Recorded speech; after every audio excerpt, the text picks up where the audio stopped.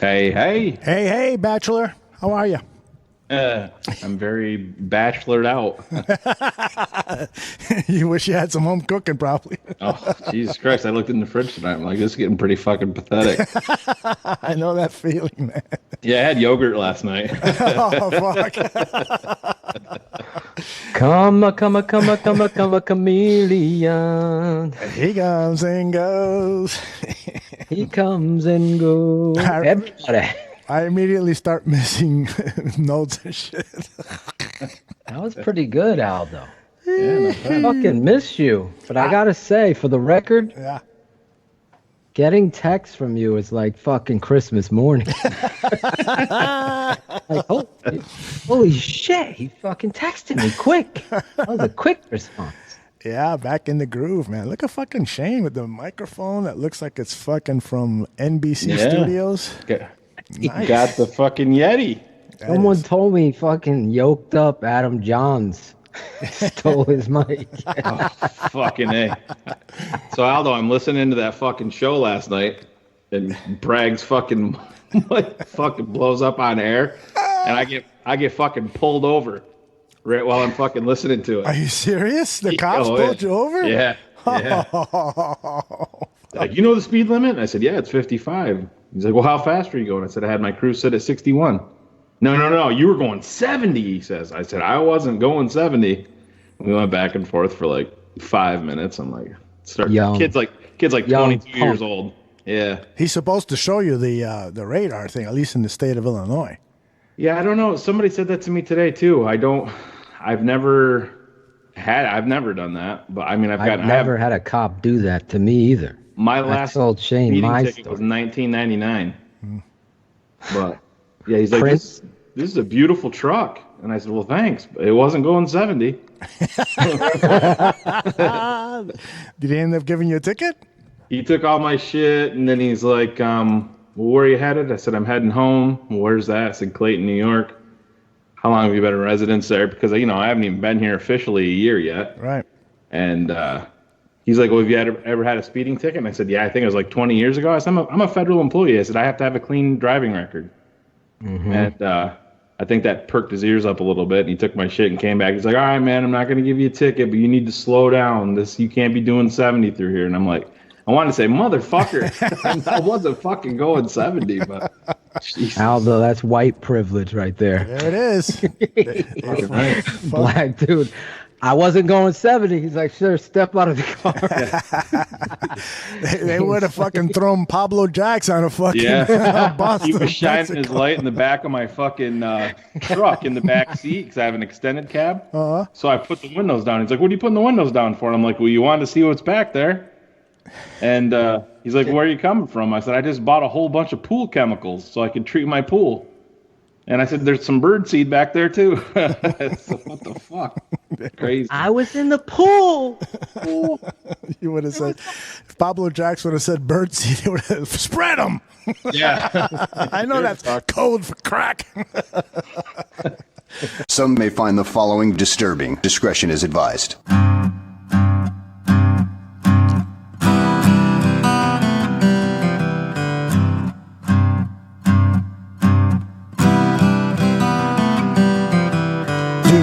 Know the way to Bourbonnais. Let's meet up there and watch Matt Nagy's Bears play. Do you know the way to Bourbonnais? That's where the Bears are training, way out in Bourbonnais. Camp is where the winds are planted. No one's taking anything for granted. Greg Braggs and I will shoot some video. We'll talk to you and hopefully Bears players too. I just hope the Bears don't mind if we shoot a play or two. Let's get ready to play in Bourbonnais. This is really fucked up. This song is not working. Let's get Draft Dr. Phil to do it. Yeah. Oh yeah, oh. yeah. Na. A Bears ballroom, They're the ones that fight for truth. Every week on 100 proof. Even if the Bears win or lose. A Bears Ballroom. They're the ones that fight for truth. Every week on 100 proof. No matter if the Bears win or lose. Yo, first, the smartest man, no tweets he's ever missing. Impossible, the mission, call out frauds with precision. A Bears 100 proof, these cases #1 Adora. Slaying dumb tweets, cross-eyed like Contora. Never one to back down, should be calling a fraud. Our dumbest tweets of the week, the mailman goes all out. Cheers, Bears fans. The fire Puerto Rican barkeeper for Chicagoland. He's the godfather, the one, the real producer. Always keeping the show together with the voice that will seduce. Biscuit now the Firefox, the old timer never stops. IPA, draft, malts, craft spark, he takes the shots. Bomb flies appreciated worldwide. Canada, Scotland, England, Brazil, Mexico, and Dubai. Dr. Phil is the guy, the one to realize that the barroom needed a show with an endless shoot supply. Go big coat, fought the narrative on color, brought the Jasons of get paid for Mitchell. Now I'm the usher. Standing up for the truth, 100 proof with the guys. Almost burned off the show, but I came back for the bar flies. Flies. Fuck a fraud in his keyboard, Twitter tough guys surround us. Reigning truth on the Bears worldwide, bar flies astound us. This is the #1 pod, that's the reality of the truth. And if you don't know us by now, Bears 100 proof. A Bears Ballroom, they're the ones that fight for truth. Every week on 100 proof. Even if the Bears win or lose. A Bears Ballroom, they're the ones that fight for truth. Every week on 100 proof. 100 no matter if the Bears win or lose. The NFC North 2018 Division Champions. They're the ones that fight for truth. Yo. Every week on 100 proof. Yeah. Even if the Bears win or lose. Boy, you know MC for A Bears Ballroom. They're the ones that fight for truth. Every week on 100 proof. No matter if the Bears win or lose. And they win the NFC North. Yeah. You know you got to feel it. You got to feel it. You got to feel it. Bears Ballroom. You know you gotta feel it. Yeah. You gotta feel it. You know you're feeling. Putting the band back together. Keeping it 100, baby. God. Yeah. Fulfilling. Another fulfilling 44 on the track. Let him cast the first stone. Bears #1 rated 100 for the Bears ball flies. 100 proof. Shout out to John Farr, the super producer. Bar guys, stand up, unite. Aldo Gandia. 100 proof. It's the Bears Ballroom. And of course, it's only one. The smartest man in the barroom. Come on now, the mailman, your shame. Money Man Marcel. Deliver the mail. MC fulfill for the Bears Ballroom. Your boy, Draft Dr. Bears Phil. 100 proof. Keeping it 100, baby. Yeah, 100 proof.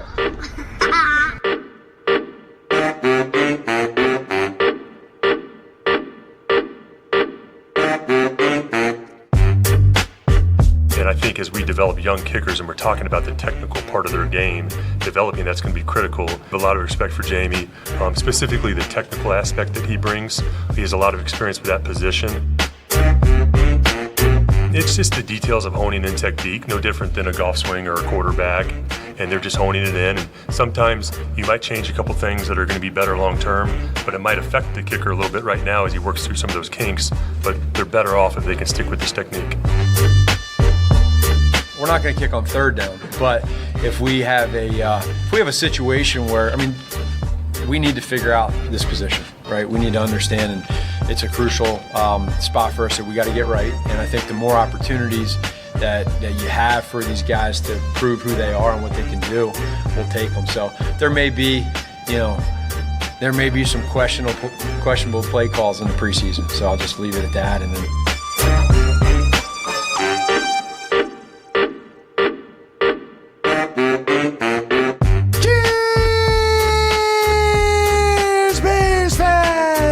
This is Bears 100 Proof, and you just heard Ryan Pace and Matt Nagy talking about the Chicago Bears kicking situation. First, Pace talking about the impact that kicking coach Jamie Cole could make on the two kickers, and then Nagy talking about the play calling that might happen during preseason games to get these kickers some opportunities. My name is Aldo Gandia. I serve the drinks here, but don't you worry, the stars of our show are here. They are, of course, Draft Dr. Philatoshin and Shane, the smartest man in the barroom, Marceau.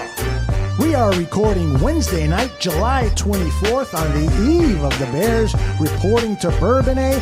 And boy, oh boy, do we have a lot of guests on our show to talk about expectations for the 2019 season.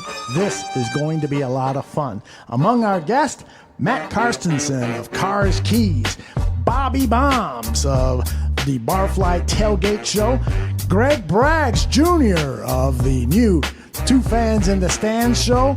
Pablo Jax from Mexico will be joining us. Our good friend Pablo Jax, one of the biggest barflies around. And Aaron Lemming will join us. Aaron has been gracious enough to pop on in, and we'll talk to him momentarily. Guys, this is a great show that you guys have planned because I've been a little busy recently. So thanks for putting together all these guests, and let's have some fun tonight. Let me begin with you, Shane. How you doing?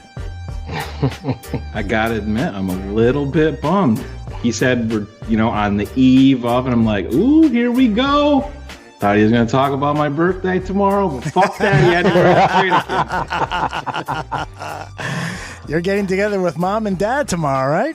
Yeah, my fam is out of the country, so my mother is one of those mothers that's, what are you going to do? There's nobody there, and, blah, blah, blah. I love her, but you know how that goes. Oh, yeah. You know how moms are, so, yeah, I'm going to do the dinner thing with my parents tomorrow night. And sit back and wait for some Chicago Bears news to come in. Hopefully it's all good. Well, the fact that I'm fucking so excited to be back that this show will go into the wee hours of the night and we'll celebrate your birthday. Yeah, there you go. I'm home alone. There better be a stripper. And Phil, you had a birthday just this past weekend, correct? Yeah, Sunday. I turned a stealth 46 years old. 46? Yeah, I'm only 42, Aldo. Can you believe that? I'm so much smarter than him and still that much younger. I had that 4-year head start, but all those head injuries. We better get to football. Zimmerman's probably throwing shit against the wall. I was just going to talk about football instead of jerking each other off. This show is, how many times has Aldo got to fucking explain it? Do we got to bring Dan's drop back? That's what I asked him. I said, Zimmerman, are you new here? Do you know how this works? This is a conversation that the oil and the onion and the garlic come together and it just smells beautifully in your house, and football is the sauce at the end. So sauce on side. There you go. Hey, but real quick, Dan Aguirre, voice of Bears Barroom. Yes. Big fan of the South. And Adam and Adam Rank will have a mathematical equation. Now, I just want to add to that, Aldo, 46 years old. Mm-hmm. That number holds some historic significance, wouldn't you say, in regards to Chicago? Shit, I left my book upstairs. I got a book written by Buddy Ryan's son. I don't know what. I guess it was Rex Ryan, coaching the 46 defense. That would be a perfect book for me to send to you. See, it's all coming together. I'm born on the 25th. That's Walter Payton's birthday. Yeah. Oh my God. Phil turned 46 defense. 62, I don't know, you fucking Casey Wegman. Who was your favorite 62 barflies? Dan's going to text Phil and I at 4 a.m. Shane, actually, Casey Wegman wasn't number 6. What was his name? The dark-skinned kid. Fuck. That narrows it not down. Omeo. What the fuck? Oh, Vlad Dukas. Vlad Dukas. Dukas. Oh, all the talent in the world. Yeah. Former Viking. All the Viking fans that I know, when we picked him up, they were like, you guys got Vlad Dukas. That guy sucks. Were right. And they were right. Yeah, exactly. Vlad Dukas. I think a lot of fans in the NFL are saying he's been on like the whole AFC East and half of the NFC North. He was drafted in like the second round by the Jets, I believe. Yes. Jets, that is correct. Mike Mayock was a big fan of Vlad Dukas. I feel sorry for the Raiders. Is he on the Raiders? That would be dope. Jamarcus Webb is on the Raiders. Oh, really? Taco Tuesdays yesterday. Man. He was asking for free coupons. How the hell has Jamarcus Webb been able to stick in the NFL this long? Because that's big and athletic. Yeah, he still can't tie his shoe though. Worked hard. Yeah, he would be phenomenal. Big and athletic, just like you said. Hey, let me bring on Mr. Aaron Lemming. Let me dial him up now. And historic. This is historic. It's like I'm Apollo and he would be Drago, right? That's right. He's so tall. He can't be Rocky. Aaron, are you on the line? I am. I just didn't want to interrupt you guys' conversation, so I was just kind of hanging back here. So damn polite. I can't believe how polite he is. The West Coast representing. Yeah, I don't know, man. Most people in California are jerks, so maybe I'm just. I don't know. I don't even know. I'm not going to give myself that much credit. We'll just leave that one alone. Wait, is that code for Peter Bukowski just moved out west? Oh my God, man. That's been a fun one today. Yeah, that's been a real fun one today, actually. Are you shocked but not surprised, Aaron? Exactly. That's exactly where I'm at. I couldn't and he still hasn't taken it down. Like, who doesn't take a tweet like that down? I don't. That's crazy to me. I don't know. That's crazy. I don't know. It's fun though. It's a good time on Twitter, especially with all the stuff that's happened today with the Packers. I mean, it's never a bad day when the Packers get worse, right? Yep. Right. Hey, Peter Bukowski's like that kid that fucking trades away that dope game, and everyone knows he got played. But he still believes he was the winner in the deal, but he never was. Every fucking player that leaves Green Bay always has a problem after he leaves Green Bay from Bukowski. Oh, he was terrible. Packers have the best defensive line in the NFL. Well, Mike Daniels didn't really fit the scheme, so. Yeah. Man, that's a tough one. I'm sure he's a good dude, but in terms of football takes, and not good at all. Hey, Aaron, the most important thing I want to talk to you about tonight is how are you after the series of earthquakes that you had to live through in, I believe you live in Ridgecrest, California, which was the epicenter of that wave of earthquakes that happened a couple of weeks ago. How are you? Because I know that can be, scary as hell and can kind of keep you, on your toes there for a while. Yeah, it was.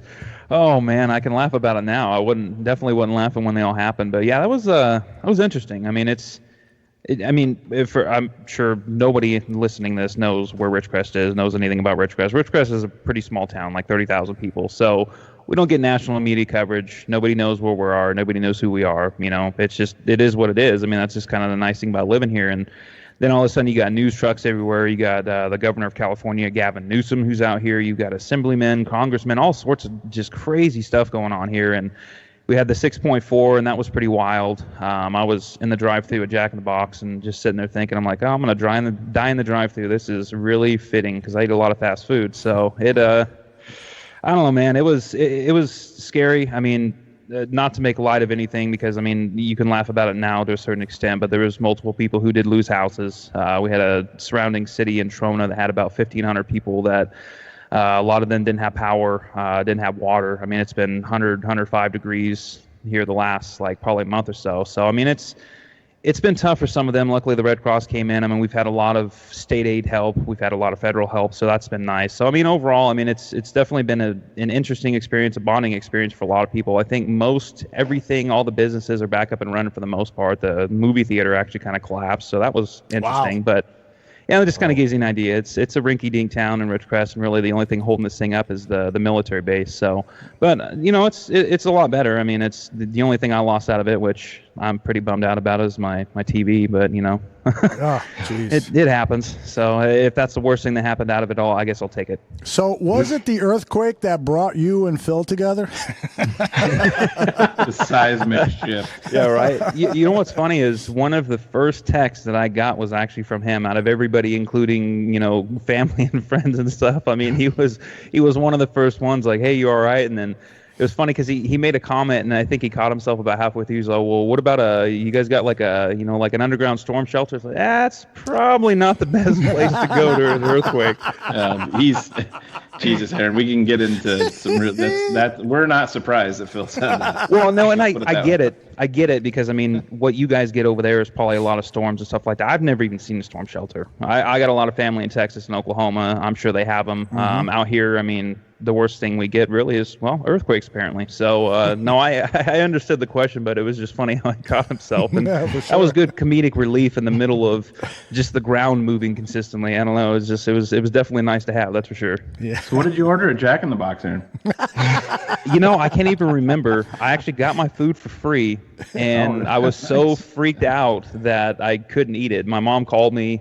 My ex-wife called me freaking out because apparently she was in Walmart when it happened, and apparently a bunch of parents just ran off and left their kids, and I was like, no. So yeah, again, it's funny now. I mean, at the time, I don't know. It's one of those. I still have three of what I consider my dogs over there, and I'm a big dog person, if you guys don't know that. So it was kind of one of those things I was a little freaked out that maybe one of them got out or something crazy happened, but that's just my mind going to worst case scenario like usual. Sounds good. Hey, we have something really special for you that was produced by Draft Dr. Phil. I'm going to play that now, and then we'll talk, relationships in football, okay? Perfect. Captain of the Oz. Oh, I'm sorry. That's the wrong one. Oh, my God. So now you're going to make me change my avatar, right? Storm shelter's looking better and better. It is. Wrong one. Here it is.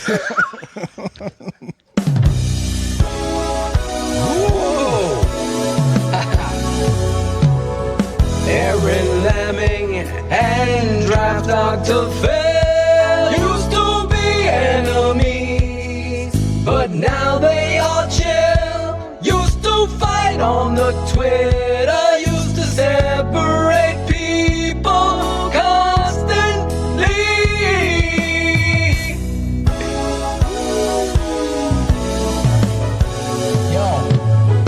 We all know that Twitter is a crazy place to go. There are good and bad Bears tweets in everyone.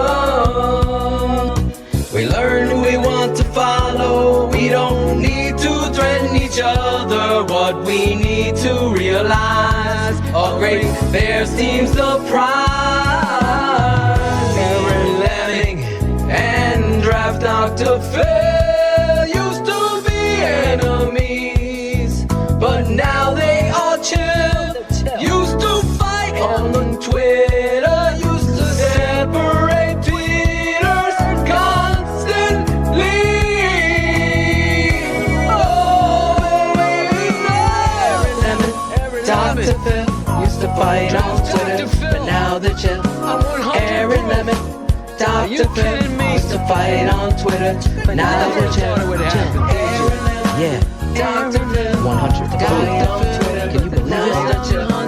Aaron Lemming, Dr. Phil, they used to fight on Twitter, now they're chill. We all know that Twitter is a crazy place to go. There are good and bad Bears tweets in everyone. We learn to live, and you learn to follow each other. What we need to realize, a great Bear season surprise. Aaron Lemming and Draft Dr. Phil used to fight on Twitter, but now they are chill.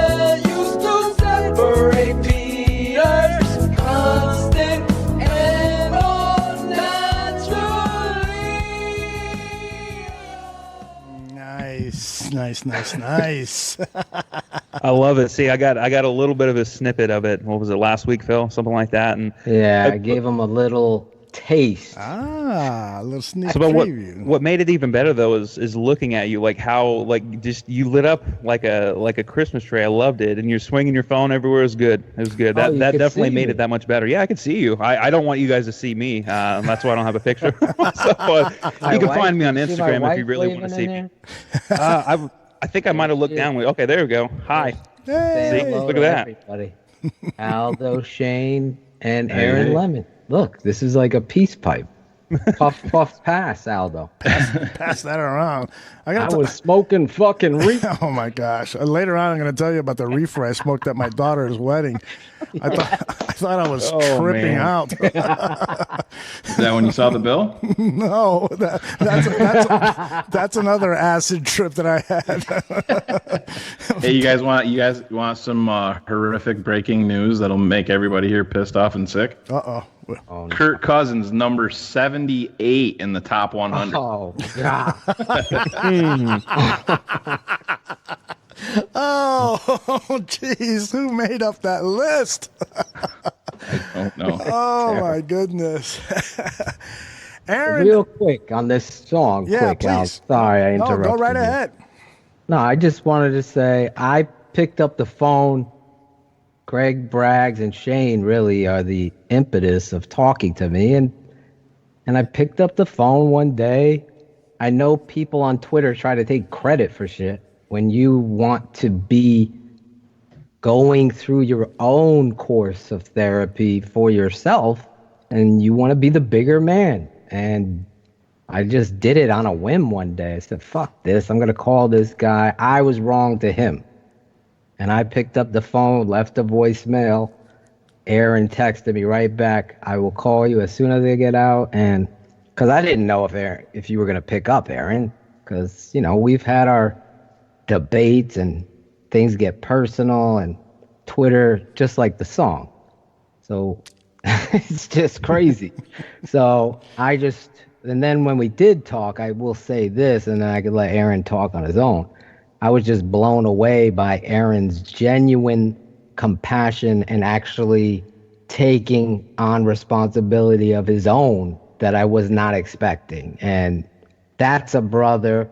I don't give a fuck what differences we had, what drama persists. We joke about it all the time on this show. It's a comedy. It's fun, and we're breaking balls. Nothing personal. And then our relationship was, so that kind of crossed lines, and I apologize for that, and that's where we are now, and I couldn't be happier. Just that monkey off my back. I'm stealing from you, Aaron.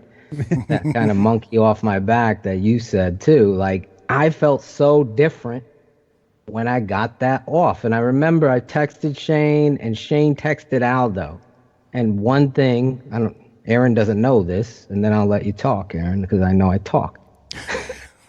Really? Shane said, Aldo is so fucking proud of you, Phil, for taking that step.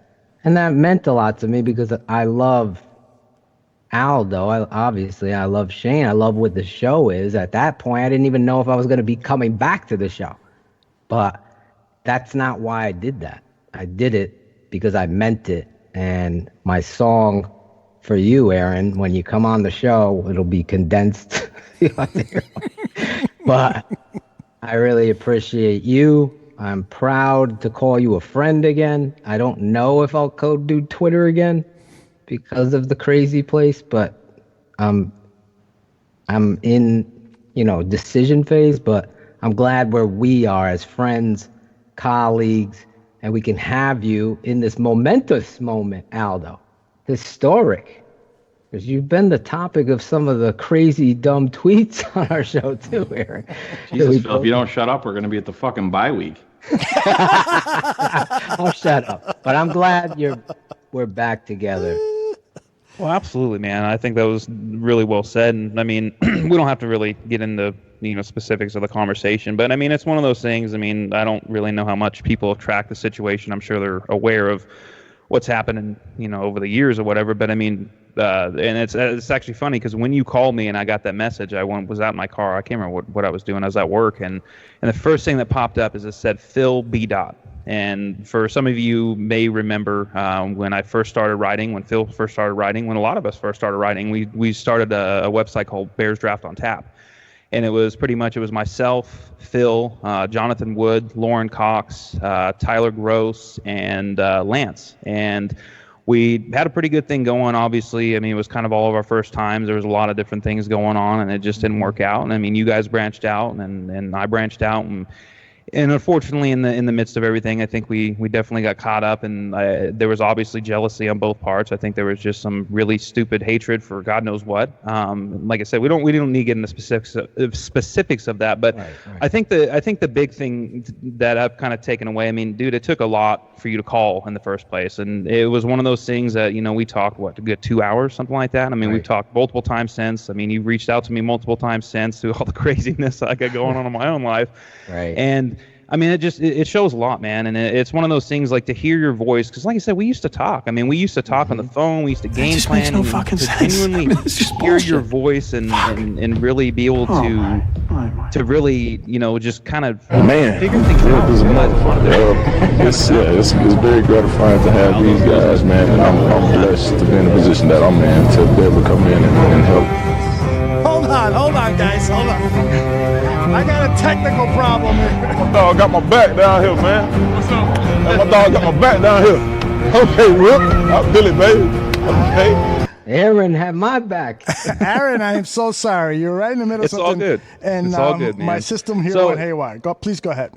Yeah, so pretty much, I mean, it really came down to, I think the more and more that we talked things out, and we talked, and a lot of it came down to, it just, like, what the hell was the point? What the hell was the point of any of it? Like, right. Obviously, I know, everybody's kind of at a different spot with what they do with writing, what they do with podcasting, stuff like that. I think for the majority of us, it's a passion because we all love the Bears, and that's one thing we absolutely forgot was we're all friends. We're all fans of the same team, and obviously that's big. But I think that for a lot of us, I mean, we still work full-time jobs. This isn't a profession. This is something that we really enjoy doing, that we put a lot of time into. I think we can all definitely say that, but it also comes down to, again, it's a hobby, and it's something that we're all fans of the same team. And I think sometimes it gets lost. I said some stupid stuff. I mean, I think we all have. And I think that was kind of the point of Phil and I talking and kind of maybe changing the culture a little bit of Bears Twitter and just how things have been going, because it hasn't just been us. I think I would definitely say that Phil and I have probably been a big catalyst of,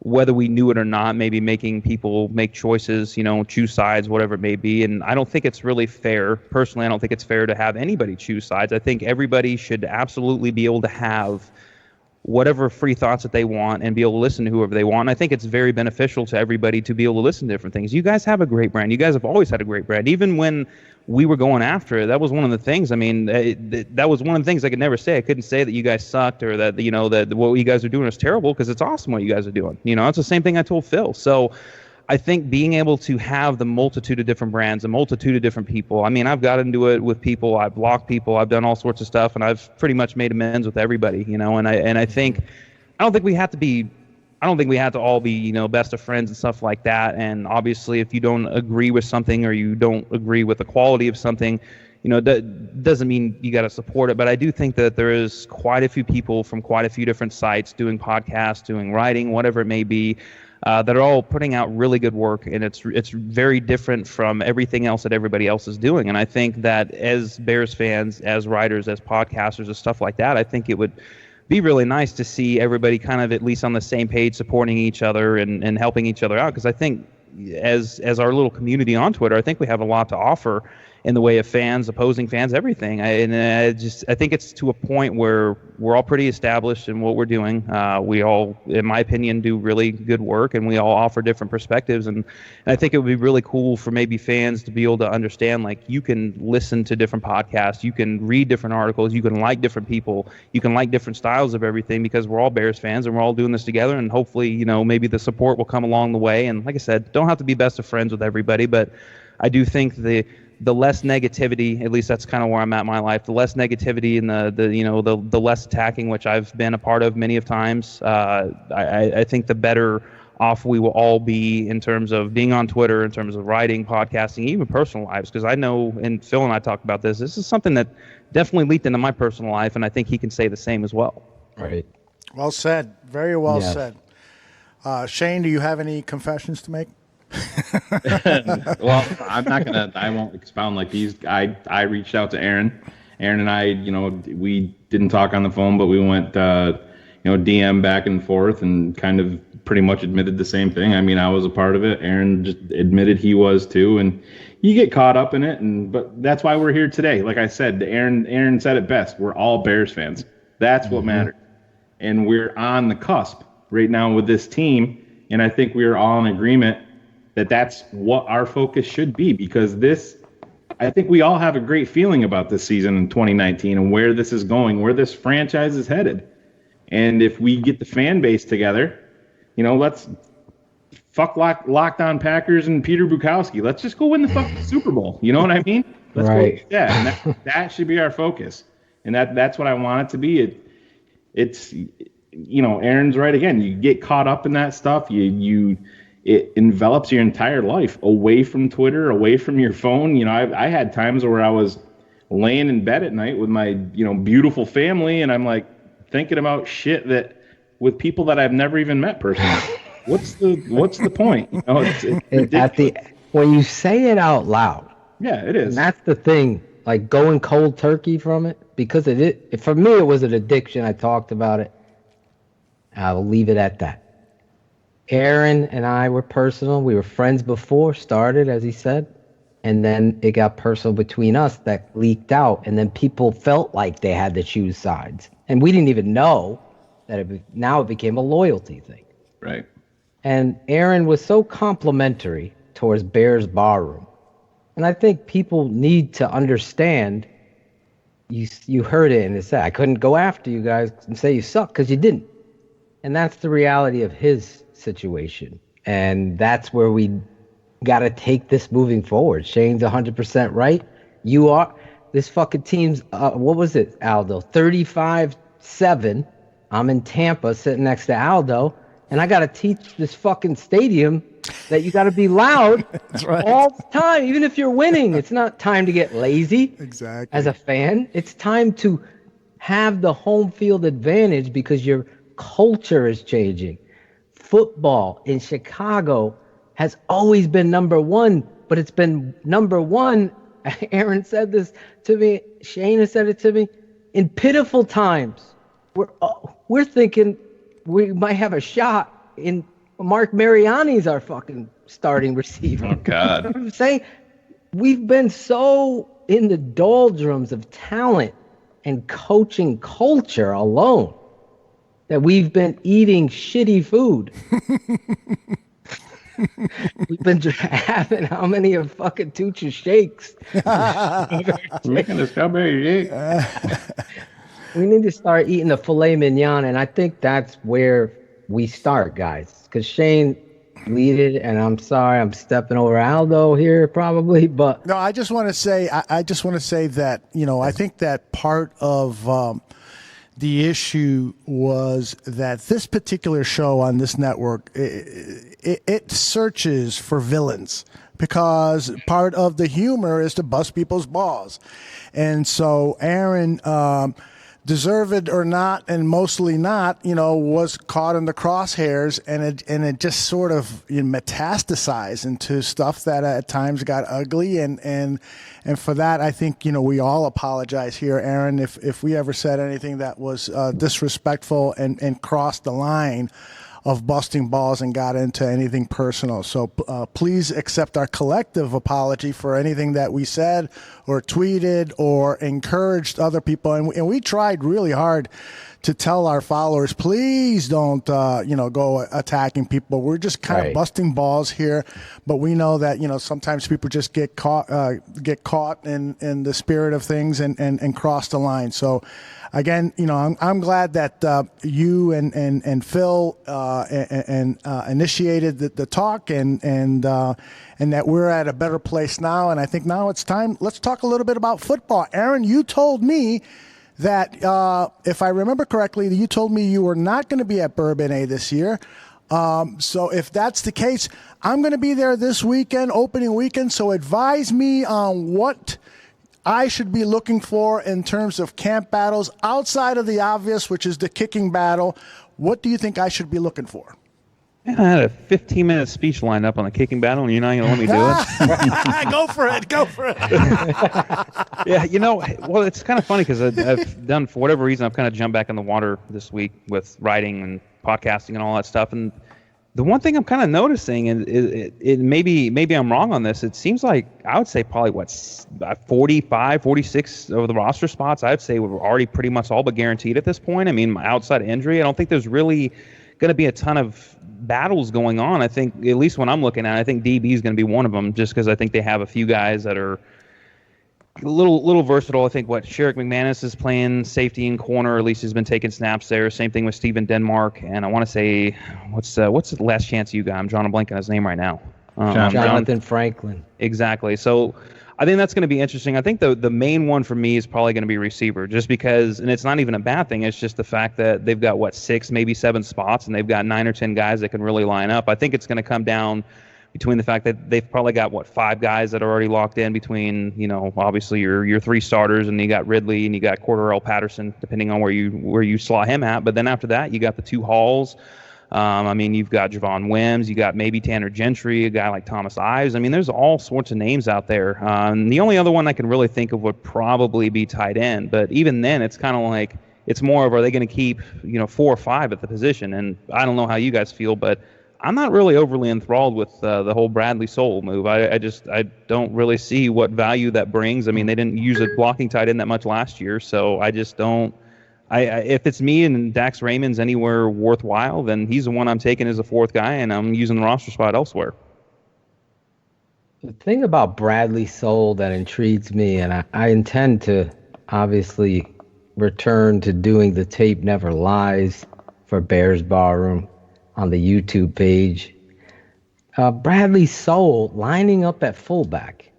Now, I don't know how much you know, but Mike Burton was a Philatosian, fucking Twilight Zone mystery, how this guy was even on the roster, let alone in the league.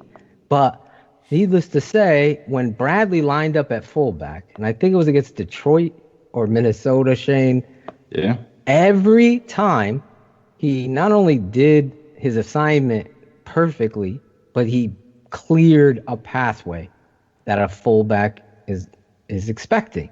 That kind of versatility. What did he lose? 40 pounds? Yeah, he's around 285 right now. So yeah, he's probably 300 pounds. So I say he lost 30 pounds. And he, according to the coaches, now I saw the athleticism from a right tackle and a guard from this guy. Yeah, they say he's one of the best athletes overall on the entire team, and that was at his offensive lineman weight. So now I know the original tailgate show was talking about why change his number. Just put him and leave him at offensive line, and then he reports, which is a good point too. Why move him to tight end? But here in the fullback spectrum of what they do, whether it be 3 plays a game, he can go there and do that easily with that number and force defenses to identify that, and then action game could go off. So if he's as talented as a blocker because he's done it for so long, and he can move from backfield to linebacker, that's where I think, Aaron, this guy playing that. What have we gotten from Adam Shaheen? We've gotten we've been taunted by talent. Then he's injured off a fucking touchdown catch or a first down grab that Cincinnati, he got hurt, right, Shane? He's having a fucking great game. Cincy, the year before, his rookie year. Oh, yeah, okay. Remember? He had a big third down catch running a drag. Then he's hurt in a touchdown catch that he made difficult. Again, you fast forward, Denver, he gets hurt after making a play, and then again he gets hurt on a 2-point convert. The guy's an injury prone. We saw it in Kevin White. You saw it in Bryce Callahan.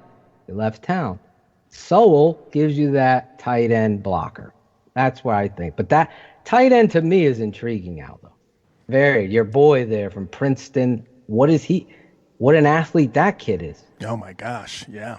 Oh, they're going to go heavy at tight end, not just on the 53. There's going to be at least 2 on the practice squad. Aaron touched on the wide receiver position, tight end position, and defensive back. Those 3. Have you seen, guys? We've followed this team forever. Aldo longer than us. Has there ever been a wide receiver position as talented throughout as this roster? Well, I'll tell you what.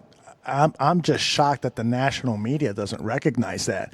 I mean, you know, we on this particular show, Aaron, we like to pick on the national media, and does it frustrate you as much as it frustrates us here at 100 Proof that the national media just doesn't have respect for what the Chicago Bears are doing? And when you look at a position group like the wide receivers, does it piss you off that people aren't talking more about the depth and the talent at that position? Well, I was a little surprised when you said you were surprised. I mean, I don't know. I honestly think that when the Bears hired Ryan Pace over Chris Ballard, and we've all seen how the media's treated Chris Ballard ever since he got hired as the Colts GM, I think ever since they made that move, some of these guys have a vendetta out for Ryan Pace and, of course, the Bears. And, yeah, I'm 100% with you. And the other thing that bothers me is this is a 12-4 team last year that I would say, at very worst, even if you're looking negatively at this team, I would say that they maintain the same amount of talent that they had last year.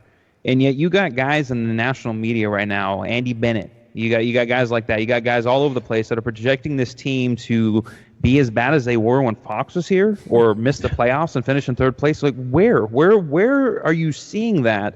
To where that would even be something that would make any sense. I mean, I'm 100% in agreement with you, but it just doesn't make any sense how we're sitting here and we're looking at this team and saying, this is a Super Bowl caliber team. Like, this team probably should at least go to the NFC Championship game.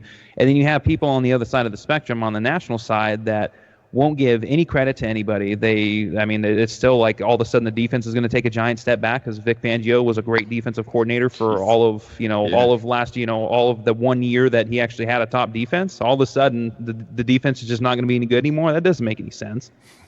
No. Did you mean Andy Benoit? It's not. Is it Benoit? No, I just call him Bennett.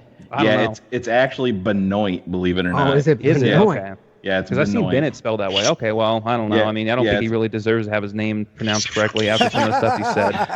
But that's the thing. I think a lot of these guys, I really do think that they just latch on to what other guys are saying. They see the firestorm that it creates on Twitter, and all Bears fans unite and go after the same guys. I mean, we talked about Bukowski, and he makes a comment, and Bears fans just go right after him. But Benoit, like you said, Aaron, talking about back to the Fox and Trestman days, it's just, to me, I don't get it. But one thing I want to bring up before we move off too far is one more thing about Bradley Sowell. They brought it up on Hogan Johns, and I tend to believe these guys. It's a thing that I didn't think of. You talk about a guy that's around 30 years old to make such a huge transition from the offensive line to tight end. It's almost like there's a handshake agreement that he's already got a spot on the 53. Because if you look at it from Sowell's point of view, why would you agree to do that at this point in your career when you could just go to another team where teams need journeyman offensive linemen to be a backup? Because he wants to catch a touchdown pass and do that dance again. Sure. But I mean, who doesn't? Yeah, I mean, that was exactly. a cool dance. But they talk about his athleticism and stuff like that, and I tend to believe that he might have a wink roster spot. They're saying agreement. Yeah. Yeah, I think he's what Shaheen isn't though, Shane. Yeah, that's a polished blocker at the point of attack. You need a blocking tight end, and who else is there, Phil? You cannot. I like Adam Sheen. I would have never drafted him. Everybody here knows that. Not where they drafted him, but who is the reliable blocker at tight end for you? Bradley Sowell. That's it. That's what I'm saying. Yeah, that's it. Exactly. That's why I said that. Absolutely a spot on this roster for him. And if they have no fullback, they've signed no fullback, right? None. So they carried one last year. Yeah. There's no conspiracy there. He just got a girlfriend now, so they didn't have to keep. Yeah, they have to keep fucking Bradley, fucking ballerina Burton. Michael Burton, yeah. Is that his name? Oh, Bradley. Fucking Michael Burton. We had a fucking movie trailer on how scary his blocking was. He blocked nobody. My dad and I laughed, Aaron, for like 20 minutes straight on a coach's tape of Mike Burton running a bob play, which means back on backer. That's his only job. So you know what Michael does? He goes and tries to get the strong safety. That's what he did. Whoops. It's like, whoops.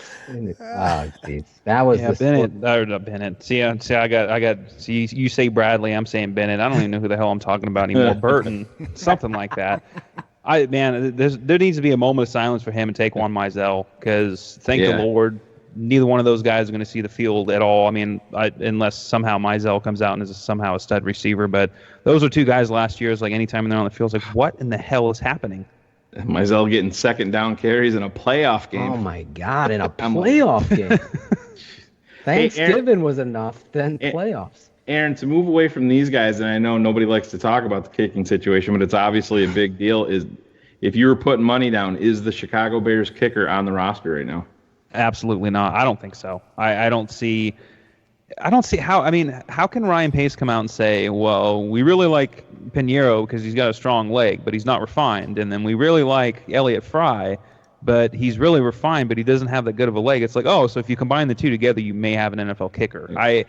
I could be wrong. I know some people who've worked with Jamie Cole. I know some people who have not worked with Jamie Cole for certain reasons. I'm not the biggest Jamie Cole fan in the world, just from some of the stuff I've heard, even from some of the tryout kickers that were actually there. Mm-hmm. I have very minimal faith that he's going to be able to do what his plan is in terms of developing one of the current guys that they have on the roster because they're his boys or whatever the hell it is. I mean, I don't think it's going to happen. I think either the Brown situation, because you got Austin Seibert, who I'm not a huge fan of, even though he's from Oklahoma, and then Joseph, and then obviously you got Henrik Vedvik, or Kari Vedvik from the Ravens, and there's going to be a few other names out there. I don't know.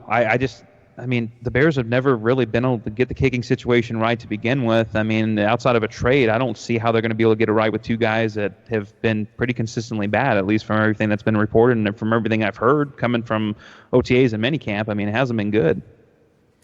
Yeah, I personally, I've looked at the Browns, Broncos, Chiefs, Packers, Bengals, and Steelers. That's where there are camp battles at the kicker position. I'm not sure any of those guys who might get dropped from there is really going to be any better than Pinheiro or Elliott Fry. I don't know. At Kansas City, you got the rookie Matt Gay going against Kyrie Santos.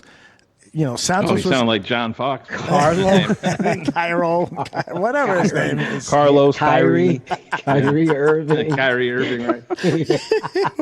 Whoever gets dropped there, I'm not sure they're suitable. Yeah, they're any better. I think Aaron mentioned it. I think Baltimore is the place you got to look. Okay. With Vedvik, I think a lot. Yeah, I think a lot of people. Yeah, I think a lot of people are high on him, and he's got zero. I mean, unless Justin Tucker goes out and pops his Achilles or something like that. I mean, Baltimore has said they're extremely confident that they're going to be able to, trade him. They said that? Yeah, they brought that up. I don't know. I believe it was. I think Harbaugh mentioned it back in March, right, wasn't it? Yes. Yeah. Yes. So they've been working the phones then. Yeah. That's for sure. Are you surprised there hadn't been a trade yet? And what about the kid from San Francisco out, though, that you liked? Yeah. Brown. Jonathan Brown? Jonathan Brown. Wouldn't that be fantastic if he came free and he outplayed Robbie Gould to blow up? And that'd be fantastic. But I really think that it's I know Barlissimo's been on him for a while too. But the Vedvik, I think, is I do think he's the guy that they are kind of focused on and just waiting to see what happens here in the preseason and see if he gets out. And the thing about it is you're talking about with Fry and Pinheiro. One of these guys, even if they did make a trade for Vedvik, I'm still keeping one of those guys and I'm putting him right on the practice squad. Bobby mentioned this on the tailgate show. This is where the Bears have screwed up so long. I'm not the You biggest. said this during the season last year. Why aren't you keeping a kicker Well, I to didn't want compete? I didn't want Cody Parkey anywhere on this team when they sent him in free agency. Right. Same thing with Pat O'Donnell. Why there's never been I couldn't believe there wasn't a punter. Shocking to me. In But camp. no matter who they bring in, there's got to be another kicker. I'm using another spot on the practice squad for a kicker. So I'm 100%. kind of curious. So, what do you guys buy into the theory at all of Pat O'Donnell's holding being an issue? Because he's kind of the only constant throughout the entire 5-year period where they've had kicking issues. Patrick Manley said he didn't know about it, and then they brought that up on I don't know if it was Kaplan brought it up to him, and he's like, I wasn't aware of that. And Kaplan said, so now that you know that, what do you think? And he goes, well, yeah. Then to me that means the one constant is the issue. So I just can't believe they don't have another punter in camp. This kid gets a freaking golden ticket from one of the most underrated plays in the playoff game last year was his shank punt. Right. In Philadelphia. Put him right in scoring position. They scored a touchdown. Mm-hmm. And they gave him a raise. They gave him a raise this offseason. Don't get me amped crazy. The position, though, Aaron, because we've talked about this before, then Kay Adams or someone stole it from me. The position of kicker, now with the scrutiny and all of the coverage and the fucking quiet, like Augusta, and all this coverage of it, now does it become a cortex or a Benji vortex, if you will, from Howard Stern, that a kicker coming in here has to have a mental toughness beyond the overwhelming anxiety of kicking in the NFL. Now comes the pressure that the coach and the GM and the city have put on this position. Is this something maybe they shouldn't have done? Yeah, I mean, that's a decent question. I mean, hopefully whoever the kicker they end up landing is better than, or mentally stronger than Cody Parkey, because it's obvious that, I mean, his mental stature was that of a 3-year-old. I mean, that was pretty clear. And oh my God. But I think, and that's the other thing too, that kind of makes me wonder about Eddie Pinheiro, because I was doing a little bit of background on him, and it was more the point just reading people's articles and stuff from him. And he's kind of come from an interesting position, and he comes from a motivated area. I mean, he was a soccer player. He's got a good leg. I mean, if either one of these two guys are going to be it, I mean, I would like to hope that it would be Pinheiro. I mean, he did pretty much win the job in Oakland last year before he tore, his groin or whatever it was that he had happen. So I don't know, man. It's kicking such a weird position. And maybe, I mean, you've done this. I mean, you've been in the game before. I mean, maybe you can provide some more insight, because I sure as hell don't know how to evaluate anything. I've talked to kickers. I've talked to kickers, and they can't explain it to me. It's like, what the hell? How do you even know what you're doing? It doesn't make any sense. You honestly need a fucking guy that fucking has an edge to them, and that's especially in this position. That's one thing that he's got. He walked into Florida. When you think of the Florida Gators, who do you think? You think about Tim Tebow. You know what I mean? Pinheiro went in there, went to get his jersey number. He's like, I want 15. Give me 15. That was Tim Tebow's jersey number. So he's got a little bit of that swag to him, but it's the consistency. I think he's got that mental edge that you want. He's got the physical attributes. I mean, he's got you can watch the YouTube videos, and Ryan Pace talks about that pop off the foot. You don't have to watch, just hear it. Away. It's insane listening to it. But the consistency.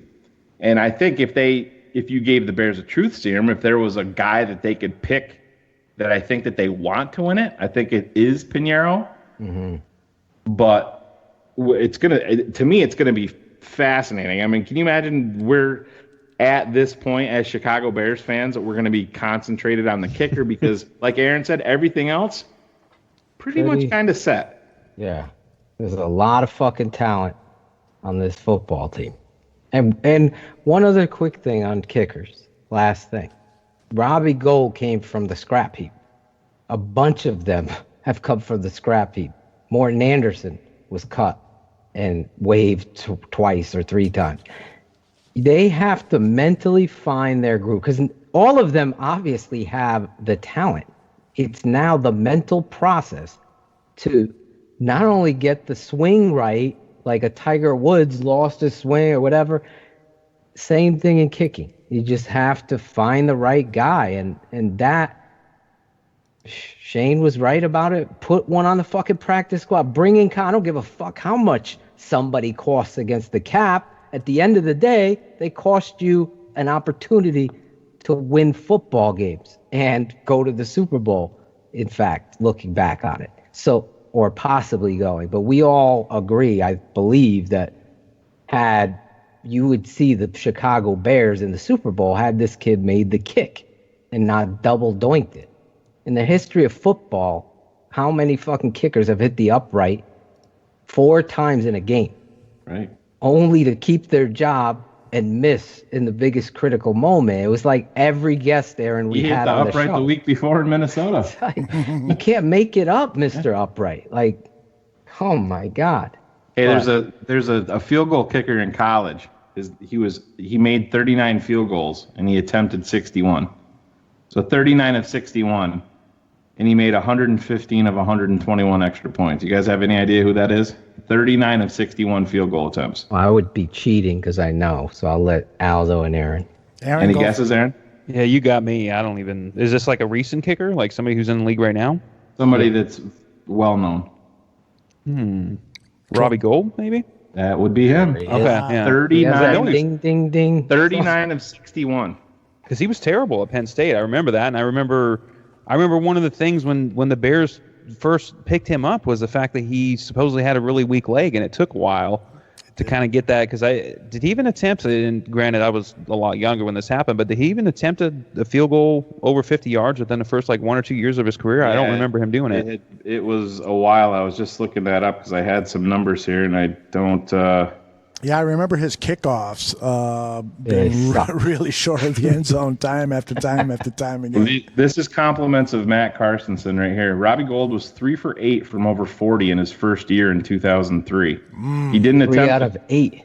He didn't attempt a 50-yarder until 2007. He didn't make one until 2009. We went to a Super Bowl in year 2 with him. That could be the Elliott Fry path. Even more fascinating to me, and this is in Carr's words, even more fascinating to me is that he only tried 5 kicks over 45 yards in year 1, or in year 2, including the game winner against Seattle.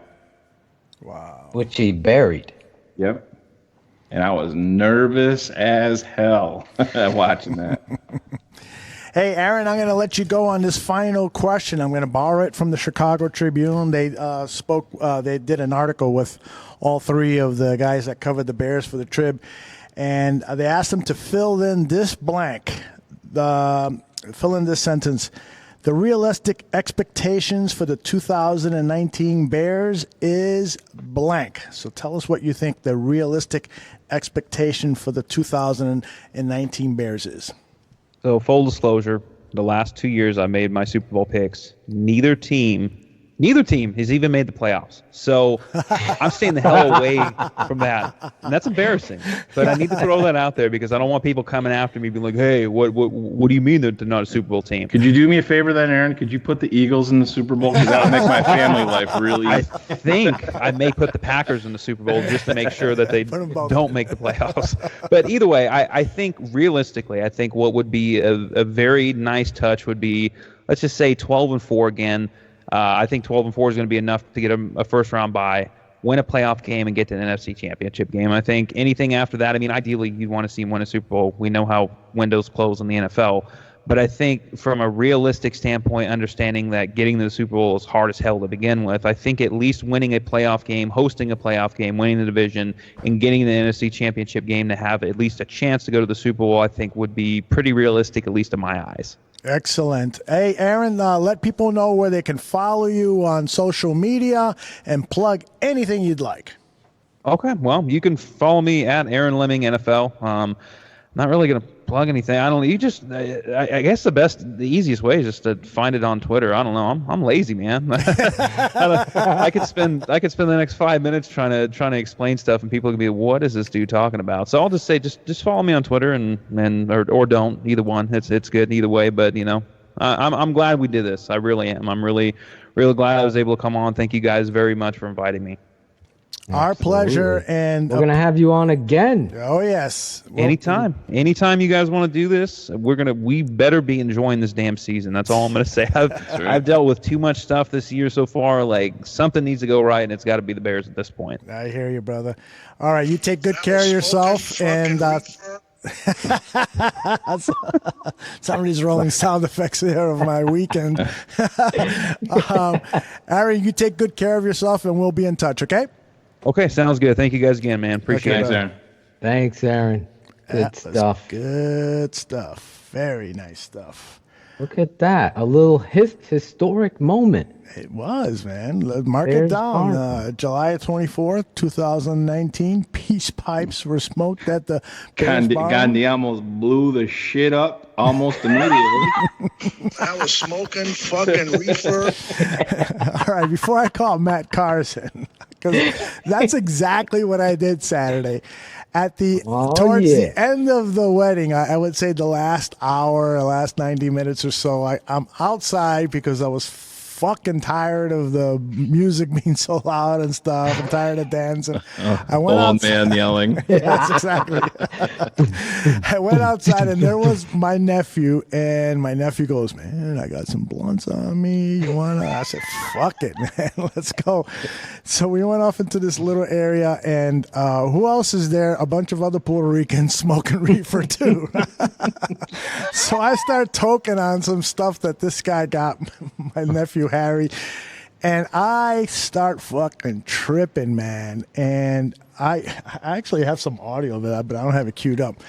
I have a niece on the side of my daughter's mom, and she starts talking to me, and she's totally fucked up. And she's like this 4 foot tall, really dark skinned Puerto Rican, and she is just talking shit. And I'm trying really, really hard to pay attention to see if she's really making sense, and I'm just not getting it, or is she just fucking talking weird shit?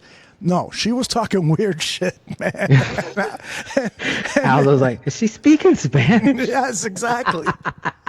And so I was starting to get like a little panicky, thinking, what am I going to do? So I typically do two things when I get panicky. I either flee or I start fucking making fun of them. So I started. I thought you were telling me you did coke next. That would have been good.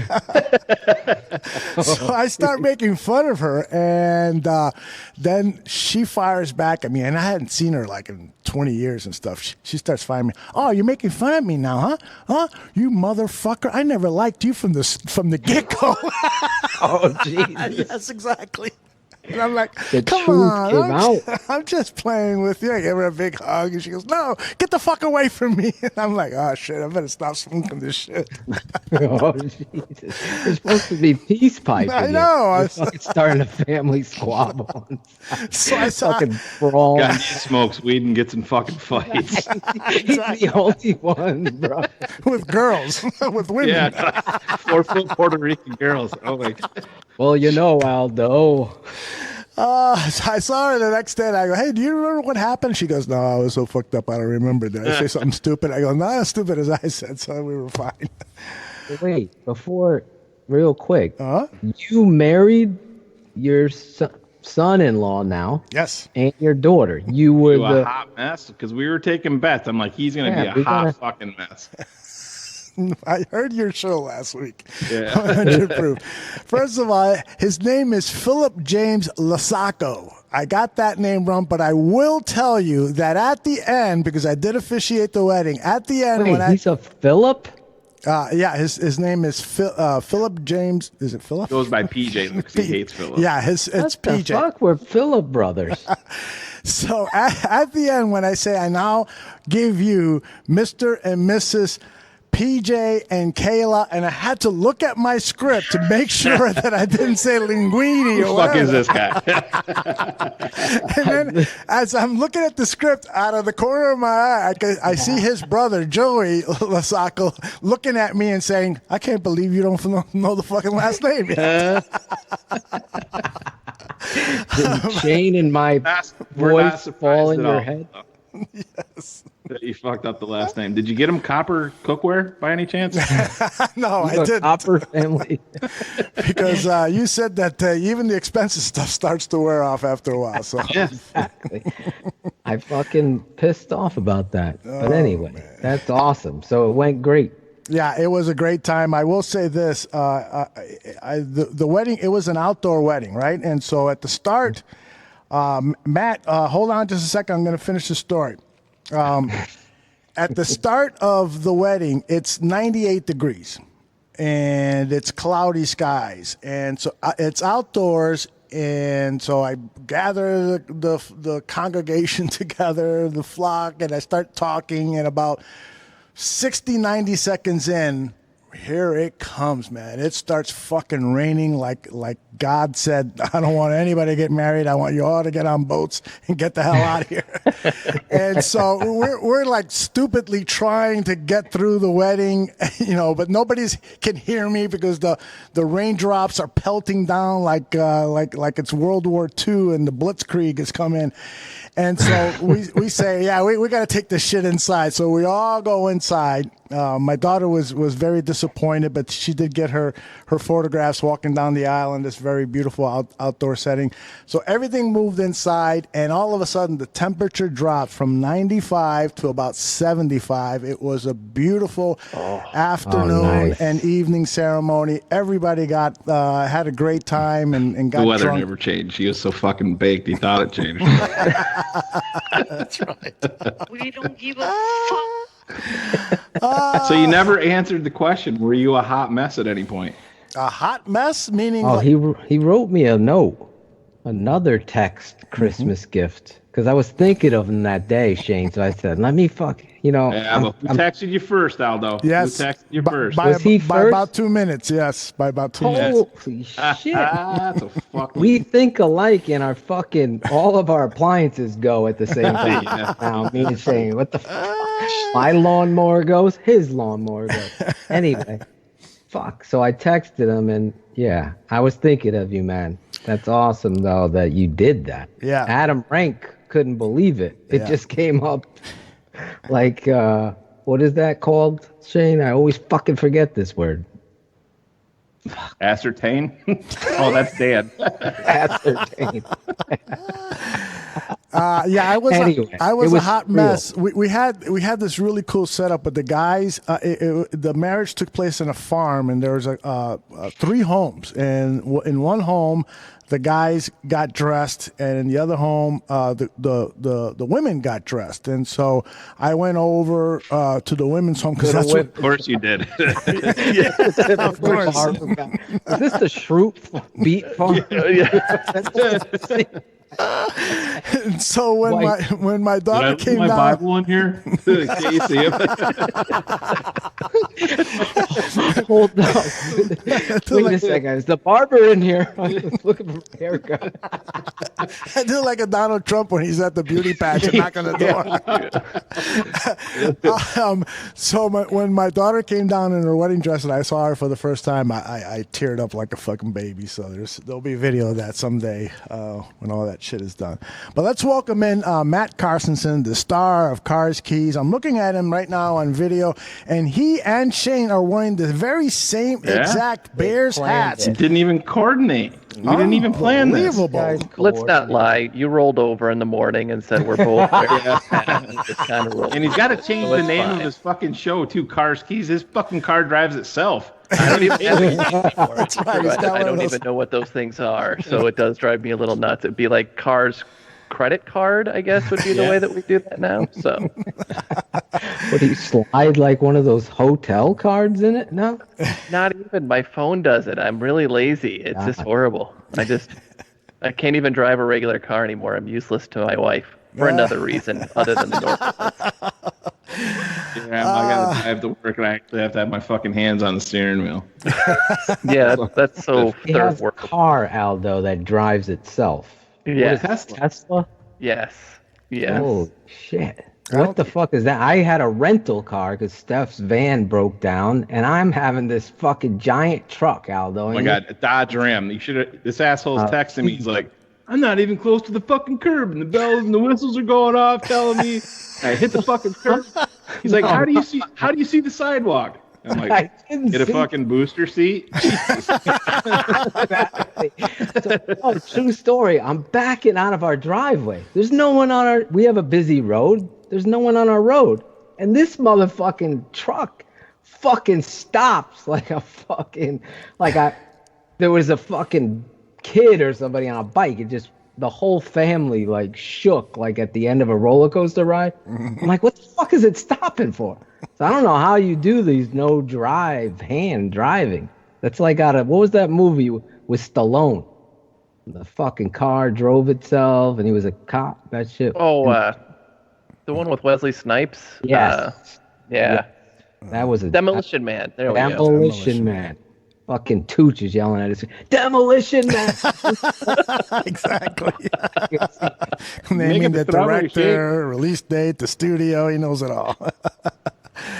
If you don't know Matt Carstenson, he joined us last year at Bears Bar Room and started a podcast called Cars Keys, and he just broke down what was going to happen the upcoming game and gave some outstanding analysis of the Chicago Bears. We are really fortunate to have him here and get his viewpoints as to what we should be expecting out of Bourbonnais. What's the headline in your mind, Matt, regarding Bourbonnais? And please don't say kicking job, because we've already spent way too much time talking about that. I can't even talk about it anymore. I think I'm so beyond it. I think the only thing I'll say is we always have to remember when we have it that Robbie Gould's first year, he didn't really have the strongest of legs. We never trusted him to kick a 50-yard field goal until his fifth year in the league. So I think, put it for what it's worth. We can go with a below average kicker as long as it's not Cody Parkey. So you probably then think that maybe Elliott Fry is going to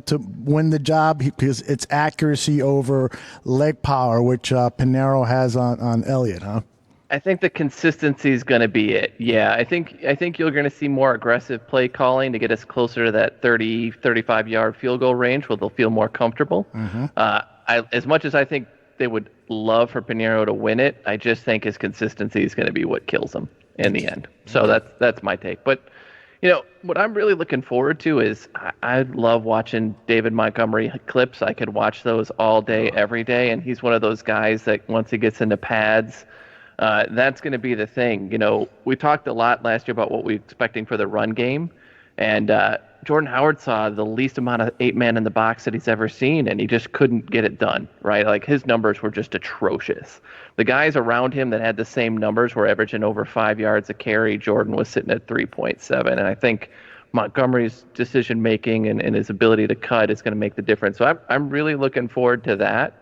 But the thing I can't wait to see is the wide receiver versus DB battles. I kind of tweeted about that the other day. Those are probably the two most competitive positions on the team. And so you're going to really have guys clawing, whether it's, Wims versus Joseph and Tolliver versus Ridley. Those are the fights that I like the most, because I think that's what's going to make the team even better on both sides of the ball. But, from camp, it's going to be interesting. I think it's going to be fun watching them have a little bit of a shorter camp this year. There's going to probably be a lot more hitting. It's going to be a lot more aggressive. Watching Akeem Hicks beat up some poor offensive linemen in one-on-one drills is going to be my favorite pastime. But I don't know. It's going to be weird. I don't think we're going to see a whole lot of the first string until week one. So I think it's going to be kind of a lot of guesswork. Now, are you going to be down at camp in Bourbonnais? Because I know you get down there sometimes. Yeah, I'm going to make a point to get out there a couple times this year. It's going to be tough. Unfortunately, I have to go to California and Miami in back-to-back weeks, so I'll miss some of it. But you sound like Adam Johns. Yeah, his coverage of the Bears. California and Miami. Yeah, I have to go watch the Bears practice today. Oh, woes be. Yeah, it's so meeting on a boat in Miami. It's gonna be terrible. I'm going to be hanging out with the New York Giants playoff team of the 2017 on a boat in Miami.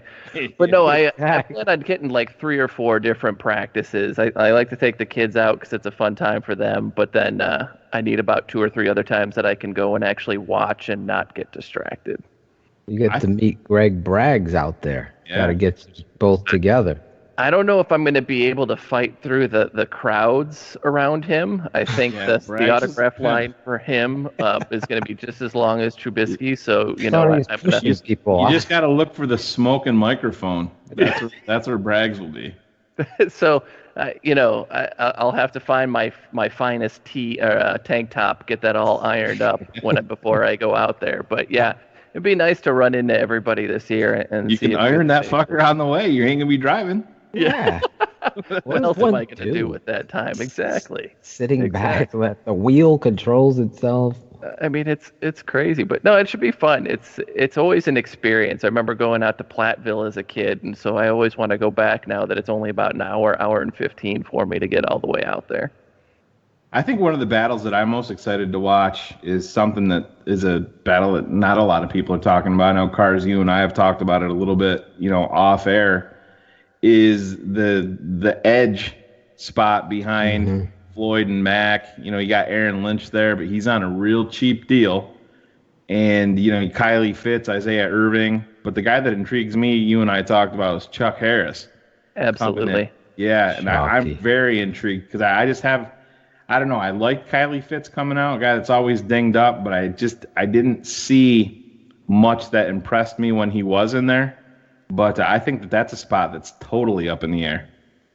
Yeah, I think Johns was the one that kind of said he thinks that Lynch may be a surprise cut this year, and I think there's a lot to that. You know, they're going to have to save money where they can, and if one of these young guys comes up, Harris though is a guy that's just really physical, right? Yeah. And so that's something that they want that they miss. Lynch did a decent job of setting an edge last year. He just couldn't generate a pass rush. So if Harris can start to flash, yeah, that's a position that should be a lot of fun. And I think Matt Betts is the other one. Yep. Right. Yeah, I think that's the guy. I think they're really high on him, and his, you know, all his athletic numbers just flash. It's just going to be, can he make that translation from that weirdo game up north to something else that's more consistent? Yeah, Harris, as long as he wins. Yeah. Harris is bigger, but I see a little bit of Hugh Douglas in him when I see him playing. Just got a little bit of that relentlessness in him, and like you said, you know, super aggressive, and he's, you know, violent, and that's absolutely something that they need. And it's a great point talking financials because, well, let's be honest, they're going to have to. And I mean, we can bring it up right here. Bring up the whole Mike Daniels aspect of it. A guy that's out there, you know, and that's 100. You're going Daniels now? You're going to skip out on the Isaiah Irving talk. No, we can go to it. We don't have no show flow. What are you talking about? There's nothing highlighted here. No, let's talk Daniels, but I really want to get back to the pass rush because going into the draft, I thought that was your second biggest need, and they didn't address it in the draft. So these undrafteds, bringing back Lynch, whatever. So I want to get back to that because I really think going into camp. Talking now, go with it. Okay, we can go back to Daniels. Okay, we'll go back to Daniels. Isaiah Irving, to me, on tape, has aggressive athleticism and the in-contact ability to bend. That's hard to find. And if you get one of those guys that's doing it, and every time he's in there, he gets pressure. The other guy, you got a different defensive coordinator. Obviously, I talk about this guy being one of my favorite players on the whole roster because he has what Cars is saying Lynch doesn't, and that's physicality, size, athleticism, and toughness. You can't keep that off the field in Roy Robertson Harris. He's just too good of a football player every time he's on the football field. That kind of stuff versus Floyd, to me, if I'm the defensive coordinator, it's Mack. Other side would be Roy Robb, Akeem Hicks, Eddie Goldman, and Bilal Nichols. That's my starting front right there. I thought he was going to say Daniel Braverman. Mike Daniel's going to be. No, think about how talented and strong at the point of attack you are with that kind of size. No matter what anybody says, this isn't biased. Floyd, to me, lacks the ability all the time he becomes the quarterback's key. You follow what I'm saying? So they get up to the line of scrimmage. They got a run play on. Where's Mac? Where's Floyd? That's where we're going to run.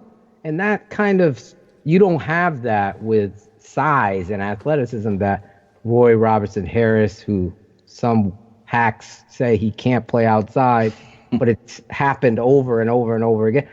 The 3-4 defense is a 4-3 under look. They're in fucking nickel. Your GM brought that up with Did he? Robertson Harris. He specifically pointed him out that he gives us some options, versatility options. Well, it's like Aldon Smith, really, in San Francisco. They've got that same body type. They've got that same thing. I mean, he was technically a 3-4 outside backer, but he was really a defensive end. Yeah. Okay. And so I think the pass rush is going to be interesting because I think we're going to expect more out of that front, the line, than we are necessarily the edges not named Mac. If I'm reading the tea leaves here, they're really expecting a breakout season from Bilal, more than anything. And you're talking, like, if he puts up Akeem Hicks like sack number 7.5, 8 sacks, in a rotation, good luck. That's probably where they're looking for more of it. And I think that goes back again to that money saving thing that we keep going back to of maybe we are going to run a lot more Bilal, Goldman, Hicks with Mac on the outside, and then you're gonna add in Roy, and they like to put him at nose during pass rushing downs, right? Like they're gonna get really creative in that front line, and that's going to help them where they kind of seemed to me struggle last year's like third and in between, where they would just get gashed in the run games because they'd go with 2 down linemen, and Floyd would kind of get pancaked a lot. So I think it's going to give them a lot more flexibility that I think candidly Pagano will take a lot more liberty with than Vic would in those situations. Just because the 21-year-old girl down the street you think is hot, it doesn't make your girlfriend a bitch. What did he say? Oh my God! Oh my goodness! You Friend monster! A bitch. Friend a bitch. Friend a They're bitch. making a strawberry shake. Dooch's wife is on the line. Oh boy! I love that new drop. James Daniels, though, he's out there in the open. Aldo. When I look at the Packers, guys, and tell me if I'm wrong, because Shane texts me, "Oh, you ready for this?" I go, "What?" Yeah, Cars and I was texting you, and Cars was texting me literally at the same time. We were all talking about the same shit. Yeah. What? That's their best player on defense, in my opinion. He's the guy you got to fucking locate to call. You got to call out 76. Where's he at so we could run? That's what you're looking at. And they just cut him. So I'm of the belief you go after this guy because you're on a Super Bowl run. Me and Shaq, I don't want to spoil you, but I think you're in agreement with I don't know where Aldo and Cars are yet, but Shane, go ahead. I'm with you. So talk about Mike Daniels. To me, I'm with you. Yeah, no, listen, you're in this window now. I don't give a shit about reps. Yeah, Bilal's going to get his time. Roy Rob's going to get his time. You're in this window now. If you can bring him in on he played at Iowa. Wife is from Iowa City. It's not that, was it 3.5 hours from Chicago? Right around there, 3:45. Aldo would know. Oh, that's right. Yeah, your daughter went there, right? That's right. How many times did he drive up? That's what we're going to find out now. Every time he was there, he was smoking fucking reefers. I can't remember. Trying to watch. But anyways, you give him the ability to face Green Bay, and he's on a Super Bowl contender here. I don't think it's the Bears are what, $17 million under the cap? 17. Alshon Jeffrey. And he wants to win. I am not worried about reps at all because listen, injuries happen, everything happens. What do we always hear? You can never have enough pass rushers. You can never have enough corners. You can never have enough defensive linemen. So, okay. It all starts up front. This isn't about Bilal Nichols. It's not about Roy Robb. What about Jonathan Bullard? So let's upgrade. Who? Exactly. Yeah. Philadelphia Eagles won their Super Bowl. It wasn't because of Nick Foles. It was because they went against the offense in waves of pass rushers, getting after the quarterback. Right. You put another guy like if Daniels is healthy, you give him, if he's going to sign a 1-year deal, or even if it's a year and an option or whatever, depending on what he's going to get out there. There's going to be, the Patriots are going to be involved. You know that. But I would 100% make my play for Mike Daniels to bring him in there, because you can never have enough of these guys. Who knows? Maybe could you get a 7th rounder for John Bullard from somebody? Could you get a fucking field goal kicker, a backup field goal kicker for Jonathan Bullard?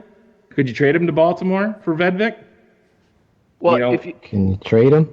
If you take it a step further, right? I sent you the text that the NFLPA this year is telling everybody to plan for a lockout in 2020. And the reason I bring that up is, listen, it's an old cliche. There's nothing given past this year. If you think that this is your window, then you just have to go with it, because we might not be playing football in 2020. And who knows? This isn't like the NBA, right, where Sean Kemp goes and adds 75 pounds in an offseason because of a lockout. But you're not going to get this back with a year off. So if you think this is your window, go. You got to do it. That's a great point. I didn't even know about that, but the window, the opportunity. You're there. Wouldn't it be typical Bears Bulls? We fucking get this talented fucking dynasty-esque defense. Yep. Seriously. You look at this roster. Come on, guys. Well, Phil, Duke Shelley and Buster Screen already, for God's sake. Buster Screen is going to start there, guys. Trust me. He's starting 100%. Oh, yeah. Just, you guys know. I'm just saying, that's your weakness. Buster Screen, a guy who I thought was one of the best nickel corners. That's your weakness. Prince Amukamara. Prince is probably your weakness. Prince is your weakness. Yeah. We talked about. I'm just saying, that's your one weakness. Guess what? You're cooking with fire, because what you're talking about. So be typical Bears to get this kind of talent, and then all of a sudden there's a fucking strike, and now there's no football or holdout for football. You got to go all in. You got to push every chip in. Right. So Aldo, I saw you shaking your head. No, you're against the move? Is it for reps purposes or financials or? Because I think there's a greater need at the safety position. So I'd love to see a guy like Trey $17 Boston. million. You can get them both. You can address them both. You could get Trey Boston and Mike Daniels, and then now you've got depth everywhere on that defense, which would be fabulous. There's Boston's no doubt about it. Working out for somebody right now. I forget who it was. I would, he actually just tweeted out about an hour ago, safeties out here getting paid, ! The boys really killed this offseason, raised the market, and they got their money. Showing we have tons of value out here. Super Bowl caliber teams always have great safeties to hold it down. So he, I got to believe that the only reason he's not in camp right now is because he is saying, I'm done with playing for 1-year deals. I want to get paid, and so he's waiting for that big injury and for some team to sign him to a multi-year contract. And then Jonathan, what's his name? Jonathan Cripian is still out there? Cyprian, yep. Gladys Knight and the Crips. Yeah. Yeah, Gladys Knight and the Crips are still out there. So I mean, I'm just a little worried about the depth at the safety position. HaHa is starting off in the PUP list. Hopefully that's just a week or two. But after HaHa and Eddie Jackson, who do we have? We've got some young Deion guys. Bush and Sherrick McManus. They moved back to safety. Yeah, I mean Harold, what's his name? Jones Court. No. Please don't say that name again. DeAndre Houston Carson. Yeah, Houston Carson is a guy I think they like, especially from special teams. So and I think that's always a position where you can pick up a guy in cut downs. Mm-hmm. Yeah, I've seen that repeatedly. Huge cut downs. True. Now. Because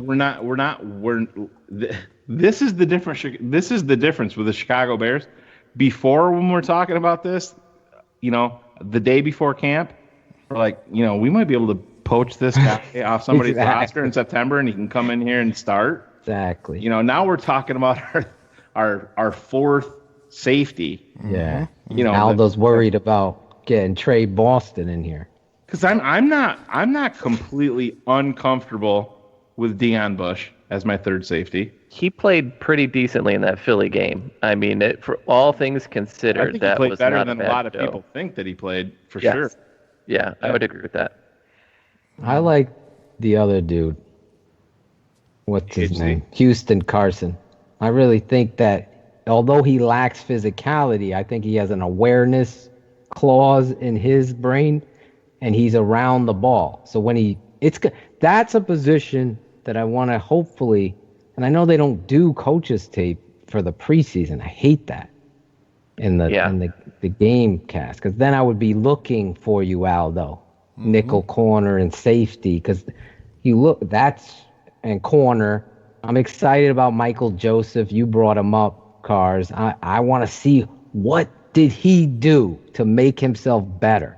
Right. This is a kid with every fucking God-given talent, but what is he doing? We don't know. Let me ask you guys this, and this is something that Badge brought up on the tailgate show, and Phil, you and I we've talked about this a couple of times. Can Duke Shelley, do you think that he can play outside? See, that's the thing. He did in college. Cars, I don't know what Duke Shelley's physicality for the NFL is. Everybody's watching.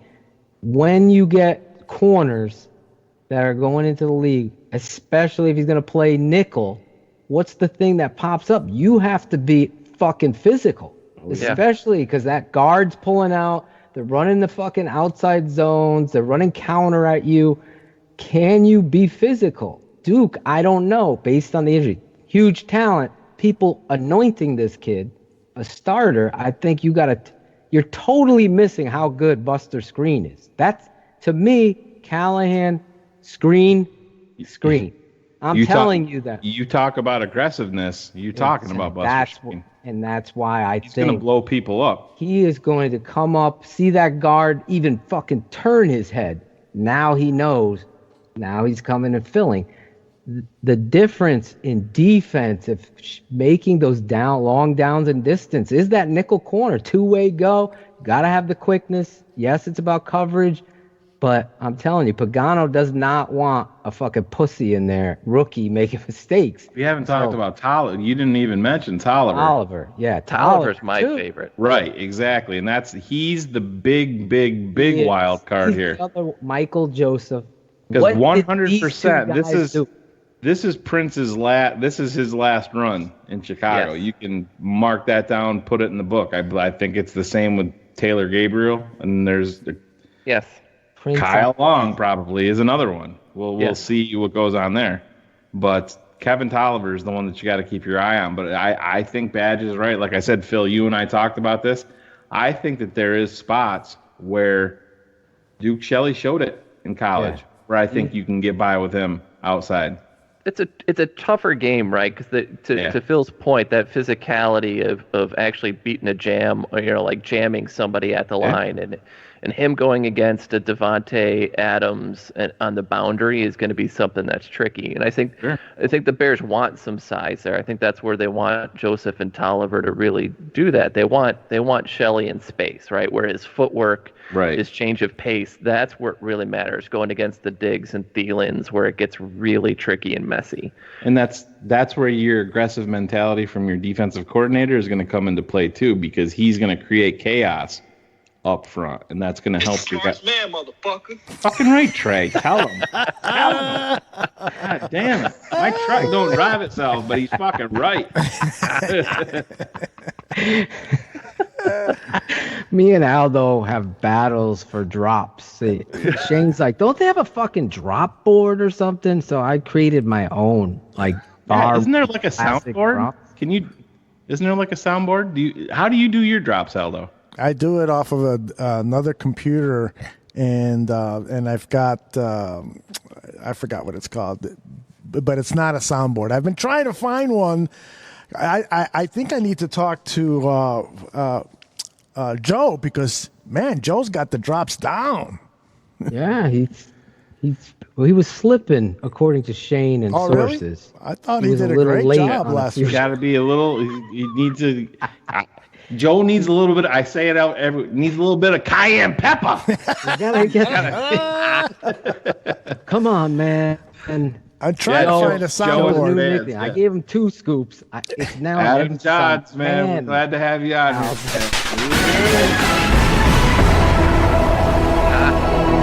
Bears Barroom breaking news. Mike Garofalo, NFL Network, is saying that there are 7 teams interested in Mike Daniels. He says that there are 3 teams that were trying to trade for him, but the trade talks broke down, which is why the Packers released him. And he won't name what the other 4 teams are that might have interest in him, but the 3 teams that were trying to make a trade were the New England Patriots, the Dallas Cowboys, and I lost the 3rd team. It's somewhere. I had heard the Cleveland Browns and the Kansas City Chiefs were also in on him. There you go. Yep. Yeah. So the Bears are going to have to Mike's have getting paid. Yeah, that's what that means. Exactly. Right That's what it Mike's means. looking for the big bucks. He ain't looking for the 1-year win deal that we were possibly having the conspiracy. It would theory. be cool if He's gonna have HaHa to throw could. the Brinks truck at him. Yeah. They need. I agree. defensive That's what I was just linemen gonna bad. say. So Yep. they're going to have to. Right. And, he suffered injuries the last 2 seasons, missed a total, I think, of 8 games in the last 2 seasons because of injuries. So he's 30 years old. So he's not going to play under a 1-year deal. HaHa can pull that off because he's 25, 26 years old. But Daniels wants that 2 or 3 year deal so he could retire. Is HaHa pissed that he didn't get a fucking blockbuster deal like this? Or do you think he's content? He turned down a deal from Washington. That is correct. I wouldn't want to play for that franchise. Yeah. I mean, seriously, there's just a terrible run franchises, and then there's the Washington Redskins. Coming for you, Matt. He's coming for you. Where did Daniel Snyder make his money? Was that inherited or? I think so, right? Computer got it from tech? Daddy, right? I have no idea. The porn industry, because he fucks everything up. No, but I think it was something online. I can't remember. Yeah. But no, if you just saw Byard, right, that deal that he just signed with the Titans, HaHa's got to be licking his lips like, I have a great season. I'm not getting that money, but I could probably pull in 2/3 of that. Like, you can probably think that if he's got a good year, Eddie might be pushing 100 mil cars. Oh, we jokingly talked about it. Like this offseason, you've seen him on Instagram. He's like riding around in Bentleys, and I think he's already spending that $100 million. Yeah, I think he's already spending it and ready to go. Can someone corral him in? I know Nagy's like BU, but can we like chill with the Bentleys and spending money? And doing big Instagram feeds with your buddy who just got out of jail after 15 years. Yeah, that was like I get it. There's things that I don't understand. Gated white community boy here, but that's racist. That's racist. We already talked about Shane's white privilege when the cop pulled him over, and Shane immediately questions the cop, like, "What the fuck are you talking about? I was speeding. I wasn't." Show me the gun. Show me the gun. Bird seed. What the fuck am I gonna do with that?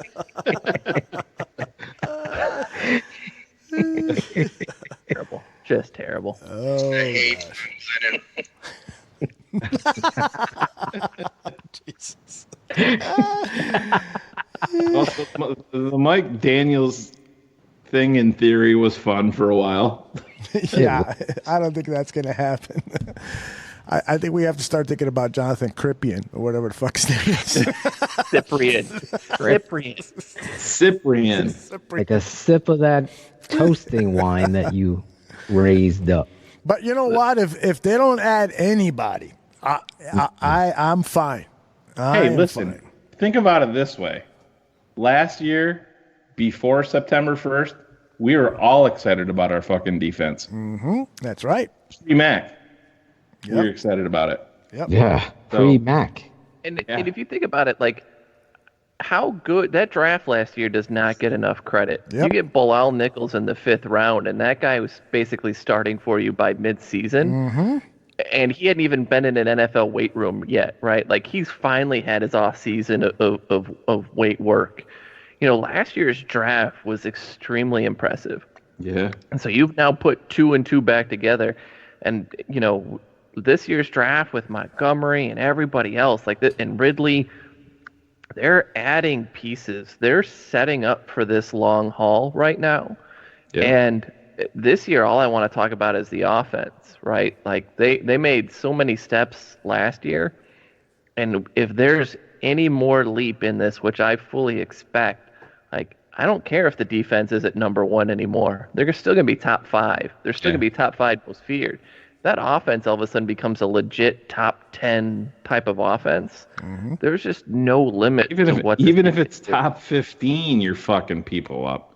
I mean that's the Bear way. fan in us, Yeah, right? yeah. Like, we will take top 15 offense like there's no tomorrow. Like, the vertical passing game is still relatively new to us when it's our quarterback throwing the ball down the field. But, if we score 40 a game or 40 in a couple of games, that just doesn't happen. And that's just going to be the fun. And I'm, in a weird way, I'm glad we're going to have a tough schedule. It's really going to test us. It's really going to see where we are, and that's going to make the difference in the playoffs. Is Cody Whitehair getting his extension a la Kyle Long, a la Eddie Goldman? Absolutely. Right before the season starts. The way they've talked about him is the same way they talked about Long before he got his extension. It's the same way they talked about Akeem Hicks. It's the same way they talked about Eddie Goldman. He's so important, especially like you and I think that this could potentially be Kyle's last real season on the team. He's your locker room leader. That's the voice. Yep. That's the guy. And I think they can't hide their excitement that they've got him at guard this year. I think they are over the moon that they have him at the position that they truly drafted him for. And so they're going to be, they even said in that press conference, right, like, we don't care what position it is, center or guard. Yeah. He's getting taken care of. They want that gone. Yeah, they said he's part of the guy that's, help with the culture. Yeah. And that tells you all you need to know. And one more thing before we move off of the offensive line real quick is I can't undersell this Alex Bars not on the PUP, because I think this kid's making the team. Mm-hmm. I really, really do. And this goes to what you and I were talking about with Kyle Long again too. I said you have a guy. They're obviously very high on Rashard Coward. Very.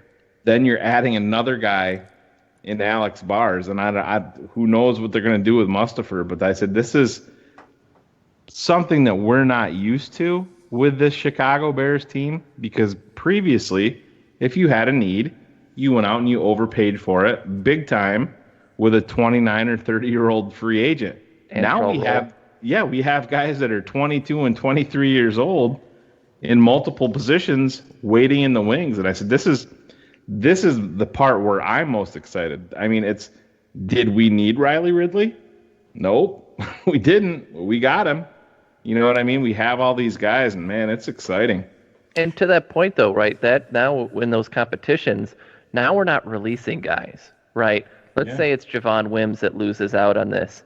Most likely you're going to get a pick out of that, right? Yeah. Like, you're going to be turning these guys over for picks. You're going to be restocking.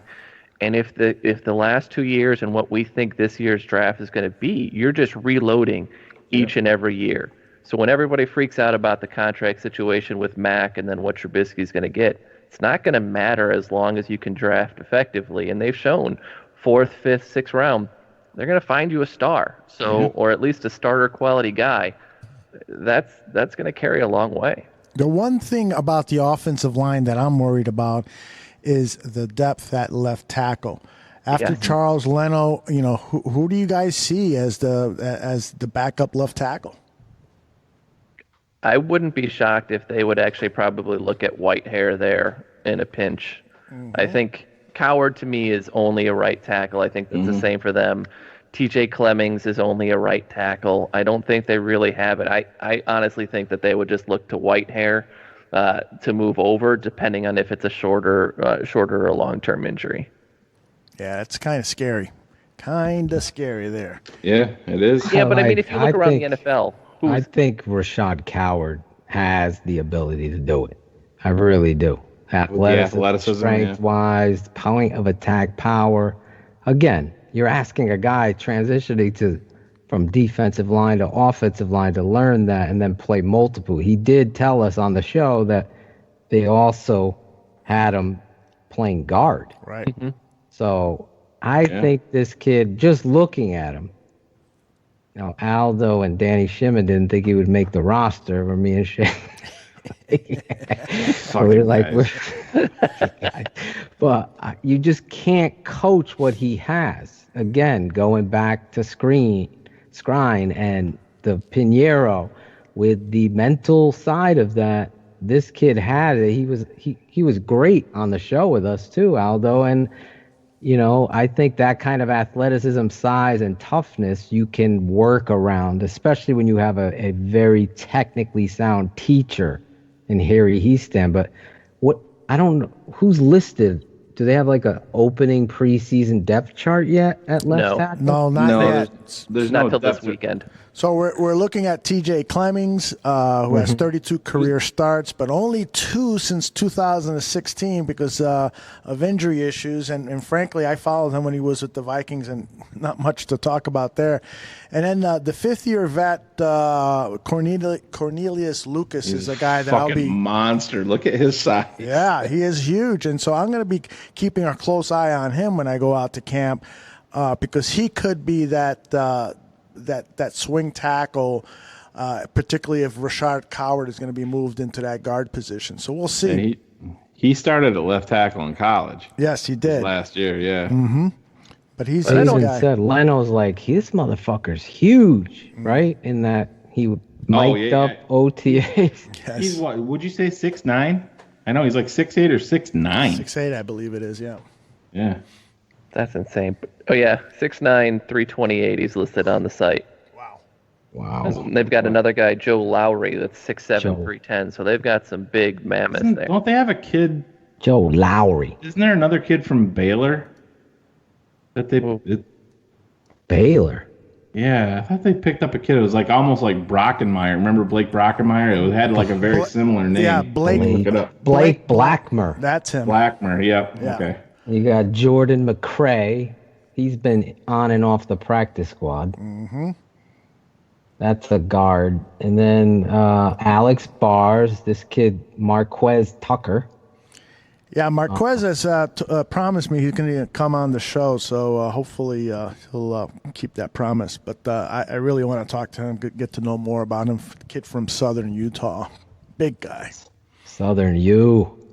And then who was the other kid you got obviously you picked up Ted Larson, and that's really it. That is it. Sam Mustafer. Yeah. The kid. He's not playing left tackle. No. He's That kid's interior lineman. not making the fucking team either. Yeah. But that's the worst position in the NFL, right? Like Yeah. anybody loses their left tackle, they're done. We saw it with the Packers last year with Bakhtiari struggling. If the Rams were to lose Whitworth, right, there's just no replacing.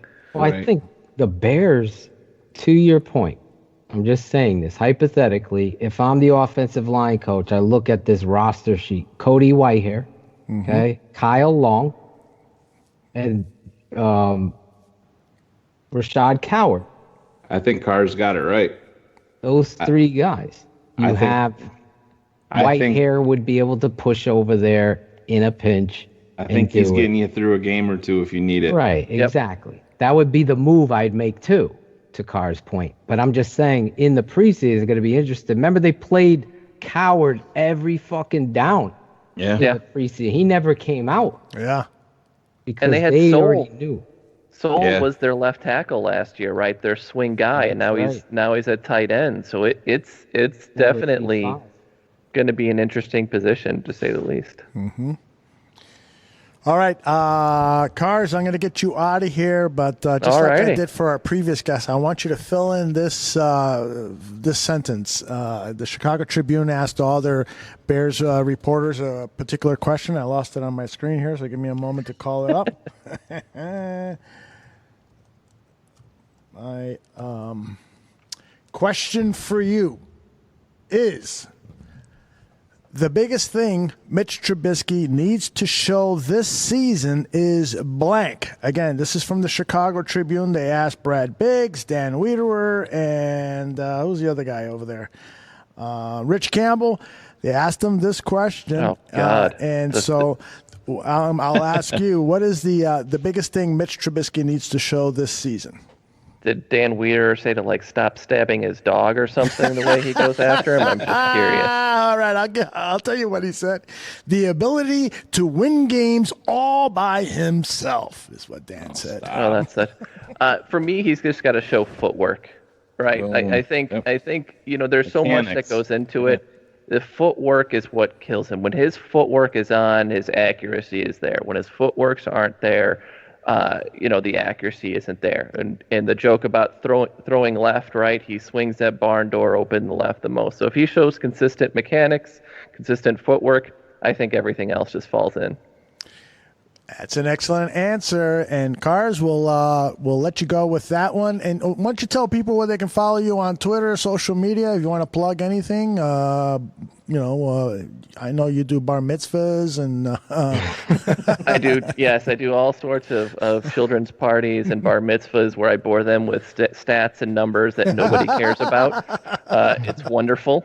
No, but you can follow me always at Twitter, CarsKeys1. But yeah, this year we'll just be talking a lot about numbers in context, so Phil doesn't flip out about a numbers guy who's just throwing things like yards per carry and touchdowns.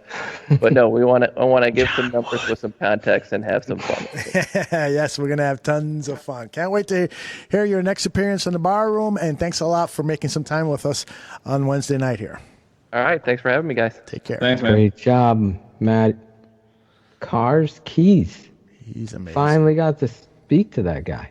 Yeah, he brought it, man, didn't he, Aldo, during the draft? Oh, yes, he did. He knows his shit, and he presents it well, and he's got a great sense of humor, too. Yeah, he's got that. He's not afraid. He'll drop some fucking bombs in your lap. Mm-hmm. He showed he could step up in the pocket. Yep. Yeah. Have you seen Mitch's PFF grade?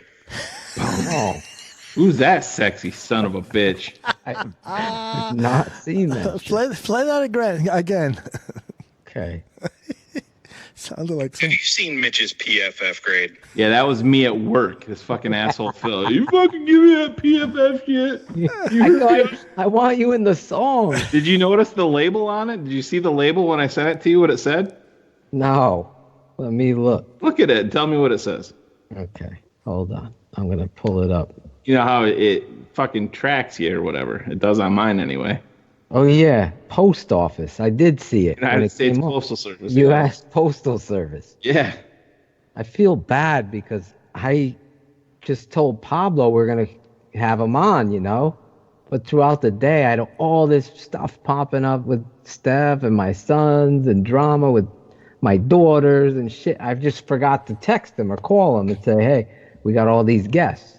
So I got a text from him at like 10 when we were talking with Aaron Lemming. I didn't know. He's like, I guess not tonight then. So I've been trying to. I feel. Should I call him up?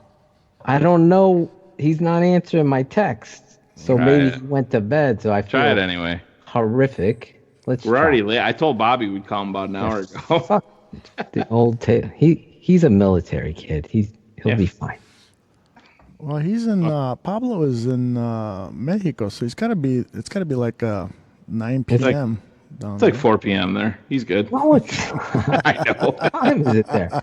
It's the same time as East Coast, isn't it?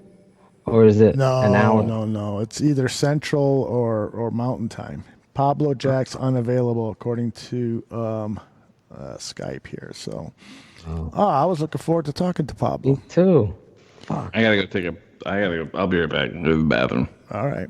Okay. All right, who are you dialing up next? Well, it's got to be. We'll try Pablo again. I can try Pablo again. Want me to FaceTime him and see if he'll pick up his phone? Yeah. Let's see.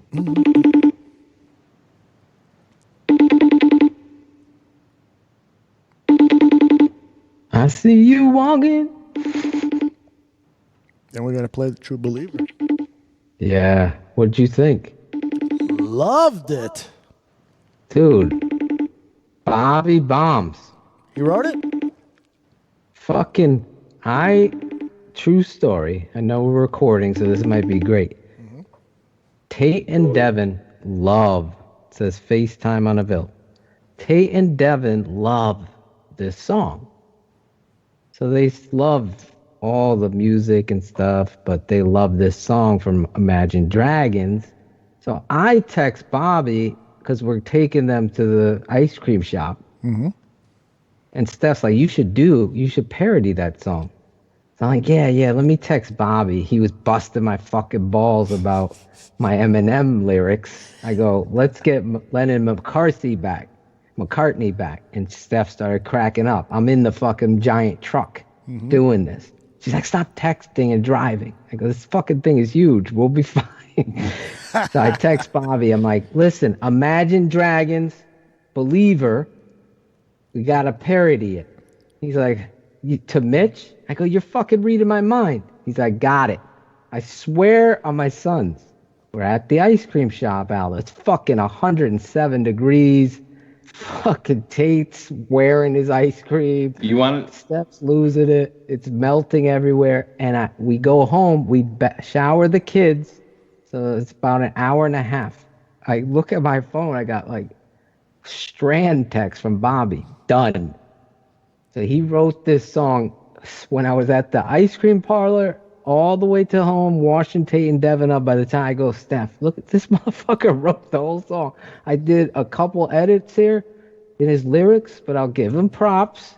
Very small, very tiny difference. I was so impressed. And to put this production together, I was proud of it because, again, maybe he's right. Lennon and McCartney, Toshin and Phelan. Look at that. Yeah, OP. It sounds good. Let's listen to the song now. What happened to Lennon? Trubisky, play action. To the end zone. Touchdown, Bears, Anthony Miller. First round pick, I'ma talk about the leader of the O. I'm fired up and tired of the way the story goes. The way the story goes. Second things coming, they said 30 stars was the fear. So tired of the narrative each year. The narrative each year. Trubisky was throwing from a young age, hiding his talents in the far states, handing the ball off. What a fool! Script of me, triple me, shit on me, stealing me. Aggie, cure the pain, sending a message to the team. Division champions, 3 reigns. Ian Trubisky, bring up Trubisky in for the touchdown. Hey, you make me a believer, believer. Hey, you make them all believers, believers. Oh, let the touchdown fly, let them rain. Your team, it's your time. Touchdown pass. Hey, you make them all believers, believers, Mitch. Third year's here and they fear cause they know that you're above. Makeshift grades in the PFF shows. Have you seen Mitch's PFF grade? Trubisky show no love. Trubisky. There was barroom in the crowd, 4-corner driving from the ground, slinging a pigskin all around, hoping the backers go down. The kid was delivering, crowd is all shivering, taking hits again, running for the win. Curtain gets open, the crowd feels no. Wide open. Touchdown. And the Bears are battling back. Believers. Hey, you make us all believers. Believers. Trubisky. Oh, let the touchdown fly, let them rain. The 6th touchdown pass. Hey, you make us all believers. Trubisky. Last year's done a playoff berth and now we're chasing great. You're the face of the future 2.0, just can't wait. True. Trubisky. Let the haters hate. True. Trubisky. But they never learn, double move, getting burst, thinking move, getting turn 10, moving the chain, son. I rain down like.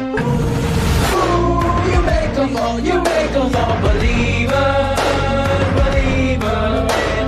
Oh, let the touchdown ride, let them ride. The 6th touchdown pass. Hey, you make them all believers. You know him. It's number 10. It's Mitchell Trubisky. You make them all believers.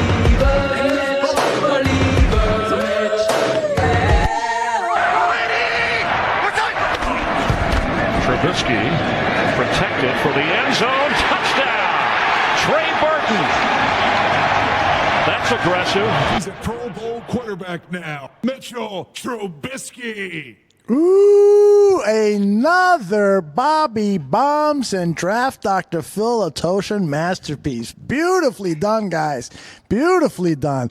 And Bobby Bombs joins us now. Bobby, how are you? Congratulations, another hit you got. Hey, girls. Hey. Yeah. Just getting rolling. Everybody talk quick before Braggs gets on here. Push everyone out of the way to get an order.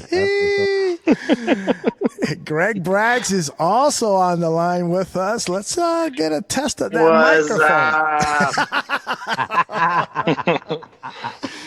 Hey, two of the more froggy-toned bar room. And real quick though, Bobby, is he here? Did he go away? Yeah, I'm here. He disappeared on my screen in a fucking military parking lot or something. I don't know. That's what I'm doing, man. So, Bobby, I said it before, and unfortunately, you both didn't get to come in. We didn't think it. We don't have a fucking show flow, right? Real quick. Bobby did a tremendous job, is what I said, and writing that song in the short amount of time that he did, and then giving me the time to produce it and harmonize and do everything. It really, I don't know if it's recency bias, Shane, but I really want Barflies. I know I'm not on Twitter, but maybe this will help make me come back. Aldo is the king of hashtags. King. Can we get hashtag true believers, TRU believers going and get that? Because the hate on Trubisky, I know you can drop in the hate on Glennon, but the hate on Trubisky is unbelievable. And Shane said it in the song, the PFF fucking story that came out. It just all times up together. I believe in this kid. It is not bias. I believe in the talent, and I think we got to get this hashtag going, get this song going for Bears Bar Room, a Bobby Bombs and Draft Dr. Phil new original jam. And Tate and Devin, I haven't even played it for him. Not yet? No, and that's Tate's favorite guy and Devin's favorite song. So it's going to be great in the Atoshan house, at least for our anniversary coming up. We can get through it. Hopefully Steph will survive. Great shit, Bobby. And really, like I said to Aldo, quick. You wrote that shit so fast. I was like blown away. You were in a fucking zone. Hey, that's the way it goes, man. That shit just, like you called me and you hit me up and you were like, yo, this one, and I want to do it to this song. And I was like, you want to just do it on Trubisky? Because as soon as it was that one part, I was like, yo, we'll just do it on Trubisky. Yeah, we'll change it to True. And came together. Yeah. Lennon and McCartney here. Now, I haven't heard the whole thing yet, right? Because I came in mid-song, so I'm sure you changed like half the fucking lyrics to like to talk about you and your trophies and fucking Jeopardy and shit. But either way, I mean, Bobby, he created podcasting, this motherfucker. It wasn't for me, Bear. Steph, you don't even know. We know he created the burner accounts. KD have a burner account? I mean, could we forgive me? I had 4. He had 24. Hey, I want to welcome in Ryan, Badgley. Badge, how you doing, brother? Oh, what's up, fellas? How's it going? 100 proof debut. Happy to be on. Yeah, it's about time. I'll tell you that. You can always play the song again so they can hear it. Is he in a tent? Here we go. Actually in a tent with Diddy over there? Ouch. Sharing the room. Yeah, I'm pretty sure he's probably in that alone. That's 100 proof style right there, man. You know who Badge looks like, Shane? The what is the Island of Misfit Toys? The fucking dude. Island of Misfits Not toys. the dentist. No, not the dentist. He's the fucking Cornelius, whatever the fuck. Thank you. Yukon Cornelius. Oh, shit. Look at this. I gotta trim the beard up then. We're doing the barroom play this year. Rudolph, so you're gonna be Yukon. Oh, great. Yeah. My new goal. That's funny. Cornelius. Sorry. Hey, I want to do a shout out to Greg Braggs Jr. Congratulations on the debut of Two Fans in the Stands on Joe did a great job. Two Fans in the Stand became one. Shy fans in the stands. I'm sorry. Shy fans, two fans, all good. Let's get this out and fucking over. Yeah. Greg. Let's do it, Shade. Come on, let's tell him. Joe's not here. Who the fuck says chai? It's fucking shy. Everybody, what do you mean? Everybody says shy, not chai. Chai. Joe says chai. He corrected us in grammar. If your fucking mic heard, shy. you would have. Yeah, it's shy, like Kanye's song. What you say, Shy City? You know, that's how we finished. Yeah. Joe says Exactly. chai, This like guy's chai. saying tea, chai.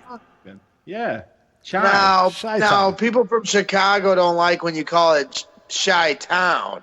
Right, but he said, the shy is okay. So I stuck to that. But we don't. You don't Shy call it City. Shy City's Shy City or the Shy, but no Chi Town. Thank God I fucking got rid of that burner.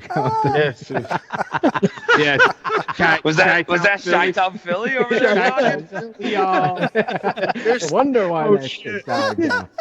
How many followers did it have? 200. We're still keeping an eye on you. Yeah, we are. That's right. Stop beating up kids for autographs, will you, please? What was that shit? Did you hear about that, Greg? You're a nicer guy than Greg Braggs Jr. Hey, I'm not gonna pretend like I haven't him. Look at this guy. I was like, so I don't know if you already said it earlier or not, but this guy just raised over $1,000 for kids yesterday, and then you know what I mean, for kids battling diseases and illnesses and stuff. This dude goes out of his way and runs this raffle and raises all this money for kids and for good charities, and then the next day some idiot comes out and says that he pushes kids over for autographs. Like, get over yourself, man. Like, I don't know. You just picked the wrong one. It's all good. Yeah, he's allowed to say, I don't care. You know, it's funny. I chuckled. He's standing over. Well, yeah, it's funny. He's allowed to say it, he's but not the only person that thinks that kids should be. And I don't disagree to I try to keep it classy. I'm not gonna break down how I get autographs, but it's all good. People think that autographs should just be for kids. I'm definitely not one of those people. So it's all good. Everybody's entitled to their own opinion. Everyone put their dicks away. Let me say this. I know Shane. Oh, we're putting him away? Shane experienced something from Greg Braggs Jr. Me and Aldo got to meet the man as well as Badge, right? Badge, you got to meet. Sure did. I'm going to go and say this. I guess I didn't fucking meet him, but go ahead. You did as well. We were fucking singing the fucking 100 Proof song after the NFC Championship together. What a fucking memory. But anyway, I'm going to say this on behalf of you, Greg, because I know you're all rainbows and sunshine. I think it's the biggest disgusting dick move to ever include you in anything negative, number one. Number two, you are the class of the class. In fact, on a personal level, me and my wife got this big box in the mail Didn't know what it was from. It says Greg Braggs and his wife sent a care package again to my kids. I mean, is there any bigger heart? I don't know. Just I was overwhelmed with the emotion and thoughtfulness with all of this Bears memorabilia and stadium stuff. You don't have to do that. That's the kind of person we have at the bar room. We break balls. I could fucking take it. I'm a big guy, but to lie and to create something about somebody that's as compassionate, like Bobby said, raising for cancer, but on a personal level. And I know Shane, he did something really special for you too. And you want to talk about that? Oh, yeah. I got home. I was actually home for 20 minutes or so, and I walked out front of my place, and I'm like, fucking package here on my front porch. And I looked down, and the first thing I fucking saw says Gregory Braggs. I'm like, Gregory. Yeah, there's like 12 G's in it. It was so weird. But anyways, I'm like, what did this fucker do? And I opened it up, and I'm like, oh my God, it's got fucking football with. So I like immediately call him up, and I'm like, you motherfucker. I think first words out of my mouth were, you motherfucker, what'd you do? Fucking, he sent my son like a bunch of the comic strips that Iggy did, and then there's a fucking beautiful football in there with Kyle Long's autograph, Mitch Trubisky's, Leonard Floyd's, fucking Matt Nagy. True believer. He didn't give me Khalil Mack though, so that was fucked up. But anyways, great. It's making a strawberry shake. Yeah, strawberry shake right now. Hey, I'm happy to do it. For whether it's for the versus cancer, or for my friends, or I try to do things for people I don't even know, man. That's just what I like to do, and I feel like everyone is capable of that. It's not something everyone does every day because, you're busy with your lives and you got so much going on. Everybody does. Everybody's got different problems and things like that. So it's hard to pay it forward on a consistent basis, but that is something I try to live by. I'm not stupid. I know I'm a spoiled freaking grown man adult that gets to go out, kid adult that gets to go out and play all the time at the games and stuff. So yeah, I'm always going to try to pay it back because I know I got a good life, and there's a lot of people that live a lot tougher than I do. And, so I always just try to, be nice, that's what we do around here. If ifs and buts were candy and nuts, it'd be a Merry Christmas.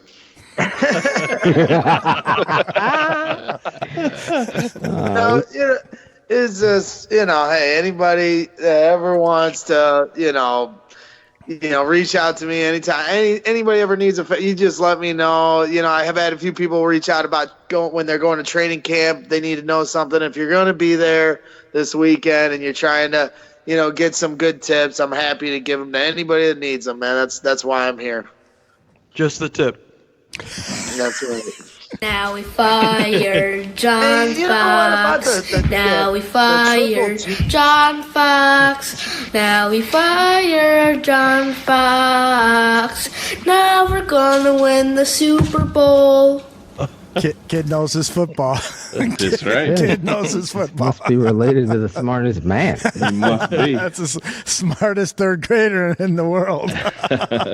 Is he in third grade now or what? No, he's going into third grade. Oh wow, man! Kid's taller than me. Third grade. Yeah. Are you talking about Braggs' kid now? Oh no, not yet. Yeah, they got there yet.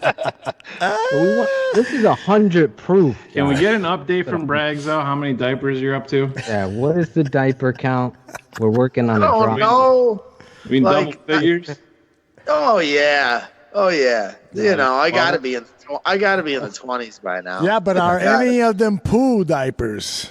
He didn't want the diarrhea. Yeah, I have done there was a few weekends ago. Addie's been sick off and on for like the last month, where I was letting Jenny sleep in because we've had some long nights and stuff. And yeah, I finally had to, step up in the pocket. Have you done the fucking mustard ones yet? No. Those were back in the day. That shit happened. Yo, Jenny's just giving her some prune juice before she goes to sleep, and she's like, "I'm gonna get this motherfucker." Man, the one day I was stepping up and changed her diaper, I'm all proud of myself. I got it done. Like 6 minutes later, she did it again. And oh my God, I looked at her. I was just like, this is enough. Badge, what about you when you were changing diapers? Was that something that you partaked in, or did you just? Absolutely. I mean, I'm a dad. You know, I'm all about it. I mean, a duty dad.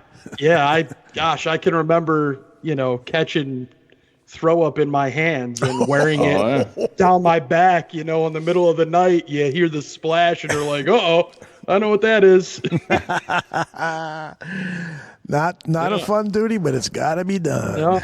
Yeah, that's what dads are for, the messes, I think, right? That's right. Bobby, you've been fairly hands-off in that category, right? Because you've been out here saving the democracy for America. Oh yeah, I guess, especially after I started, you know, my occupation. But you know, for the first one, for my oldest, I mean, shit, I was on house arrest, so I didn't really have a choice. Carrie had to go to work, and man, I had the anklet and everything. So welcome to 100 proof. Hold on. Hey, hold on. True story. It happens. Hold up. Wait a minute. Something like. Is that Gaines? That's funny. All right, Bobby. Tell us a story. Go ahead. No, it's all right, man. We won't get into all that stuff. It was, you know, it's just a young and dumb shit, and we've all been there. Wait, 26th in Cal and Cook County for a little while. Really? And then, you know, I was down there with the whole Gandia crew, and then I was gonna say, Gandia was almost in there with his niece. And then I got out with an anklet for another 45 days or whatever the hell it was. Wow. What year was that about? 2000, 99, 2000. Okay, you ran into my uncle Michael Velez. Probably. He was probably in D Block with me. D Block, what up? That's the same year Braggs was born, right? 99? That's right. West Coast beef was going on. All right, let's talk a little football. Greg Braggs and I are going to be in Bourbonnais Saturday, Sunday, Monday, having a good time. I want to get Bobby and Badge's advice as to what Braggs and I should be kind of focused on. Our previous guest talked about the kicking situation, talked about the tight ends and wide receivers. You guys want to chime in and tell us what we kind of should be focused on, and if we can get a look at our if we can get away with shooting some video with our cameras, what we should be sharing with people on Twitter, video-wise. Badge, why don't you begin? Yeah, man, I got to go with Mitch. I kind of want to see where's he at? You know, where we've heard Nagy all off season. It's all about Mitch. Let's see where he's at. You know, how he looks. The footwork, I think, is the biggest thing. You know, I mean, Shane, Phil, you guys have talked about it going back. I mean, the beginning of last season, even before then. Mm-hmm. That's, to me, he's the key. He's the piece that, you know, is really going to make or break this team, I think, without a shadow of a doubt. Yeah, I was thinking the same thing, Greg, is that we should just kind of isolate our cameras on Mitch for several plays just to so we can post the video and let guys like Draft Dr. Phil analyze the mechanics for our followers. Saw the left foot. You guys go to camp, stare at his left foot. It's going to tell the story of all of it. Mm-hmm. If he keeps it locked in, he's good. If he opens it, Carr's talked about that barn door, opening the gate. When he's got that, I mean, I have some pictures. I shared them with Phil, and I might have shared them with you guys too in the DM thread. Mm-hmm. The guy that did that YouTube video, the breakdown, Brett Coleman. Correct. Yep. Talking about his hips. It's not really his hips. That's a part of it, but it begins with the feet. Right. You know, he's comparing him to Peyton Manning. When he keeps that left foot locked and the right foot locked along with it, that corrects his hips. That's where it goes. And you see the difference between Peyton Manning. Granted, it's a poor comparison. You're talking about a 17-year vet multiple Super Bowl winner, and with a young, raw Mitch Trubisky. Of course, there's going to be a difference. But when you guys go there, literally don't look at his arm. Look at his feet. Stare at that, and it's gonna tell you. Right. Well, here's the thing about Mitch, and I broke it all down, every fucking throw. You can't hide from the tape. Nope. It doesn't lie. So you look at it and you see improvement, playmaking, accuracy, timing. In college, you saw a kid getting through because the surrounding talent on the offensive line and what have you forced progressions or getting out of the pocket, and he developed athletic habits, not bad habits per se, just having to be an athlete and throw it off balance and doing things, muscle memory. Now you're coming into an offense that's dumbed down with dowel logins. This isn't phony stories. This is the reality of what we talked about over and over and over on Bears Barroom, with words, with tape, to show this kid's growth. That now, as a Pro Bowl quarterback, whether you care or not, this guy made plays in critical moments. He has what we're saying the kicker needs. He has what the left tackle needs, Shane. The Leonard Floyd needs what Mitch has. He has tenacity. Let's see what you can't get that. And that kind of toughness and willingness to learn as well. Let's not forget the athletes surrounding him. They were learning a new offense too. Anthony luck, Miller Phil. not being in. That's luck, Phil. Yeah, that's it's a fucking luck. It's a good spot for the PFF audio. Let's play the Mr. PFF audio. All right, man. Hold you guys trying to? It's in your window, you dumb fuck.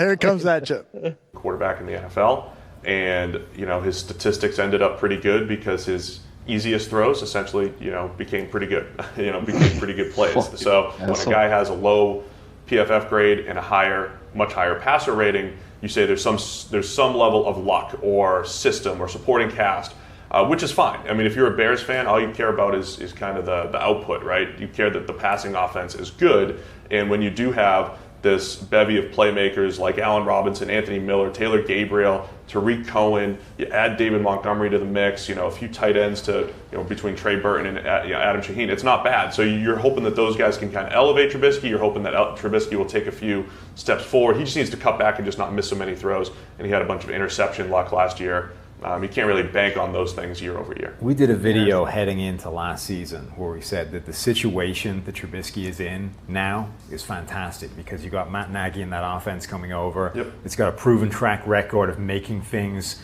really good for quarterbacks. This was, before Patrick Mahomes burst on the scene, so the same kind of idea. We were saying that this is set up for, if Trubisky is just okay, this offense is going to look really good and the Bears are going to be pretty good. And basically everything came true, and we're now being criticized because we're not giving Trubisky the credit for all of those things happening.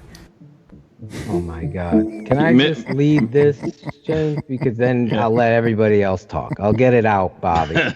Okay. You all talk. See you guys in 30 minutes. You can't fucking... I hate fucking nerds like that are fucking going on a tangent of luck. In your fucking terminology, when luck plays any role, luck missed interceptions, luck this. Yeah. He used it he used it twice. When you do that on top of passer rating versus R grading, now you're getting defensive. Let's call it what it is. You cannot punish a poker player for winning a hand totally bluffing you, right? So you don't punish a quarterback. Well, he's only successful because the system and the coach and what? This is football, motherfucker. That's what it's fucking about. It's about winning the down. Throwing to the fucking 3-yard out because that's the part of the fucking philosophy, and the kid breaks a tackle and goes for 40, should not penalize our quarterback and not every other fucking quarterback known to mankind. The system, that's like fucking David Carr or whoever it was that penalized Joe Montana. Joe fucking Montana because of his system and the play. You don't do that. You look at the talent, you look at the decision, you look at the accuracy. You look at the number one thing, Aldo, besides accuracy is what? Decision. Did he make the right read? You're fucking on tape, PFF. Totally going against that. And that's where you fucking don't know dick about watching tape and football. Am I back now, Aldo? You're back. He's back. Yeah. God, that pissed me Yeah, off. I wouldn't be describing luck when he takes a Harrison Smith cheap shot and misses 2 games and then has to pull himself back. That ain't luck. Right. You know, and that's during his first year in this Matt Nagy offense when he's starting to finally get going. You know, obviously the Vikings game, but prior to him getting hurt, he was having a little tough time, but still he was rolling at that point in the season. And, you know, for me going to camp, one guy I'm definitely going to keep my eye on is Nagy, because last year, you know, he's the player's coach, there's no question, but he leads with an iron fist. And there was more than a few times he got pissed at the first team offense and kicked them off the field because of their sloppiness. And for me, I don't know. I think people might overanalyze going these first 3 days, and if there's some picks thrown, and they're going to be like, oh, you know, comparing it to how Drew Brees didn't throw a pick at practice today. You know, this is the second year of the offense for Mitch Trubisky. They are still going to be trying just as much stuff as they were trying last year at camp, and trying so many different routes, so many different personnel options, and they're going to throw so many things at the wall to see what Mitch is ready for. If he's throwing a few picks out there, it's going to be funny to see people overreact to that stuff. I mean, obviously we want to see him have a clean day, but that's why I'm going to keep my eye on Matt Nagy, because if he gets pissed, then there's something wrong. If he's throwing one and it's like, all right, well, we wanted to test what the defense would do in that situation, then I'm not going to overanalyze it, because you don't know what they're telling the players to do, you know, when they're trying to run a play at practice. So, you know, there's so much going on, so many snaps, and they get so limited time now with the Players Association to do this work.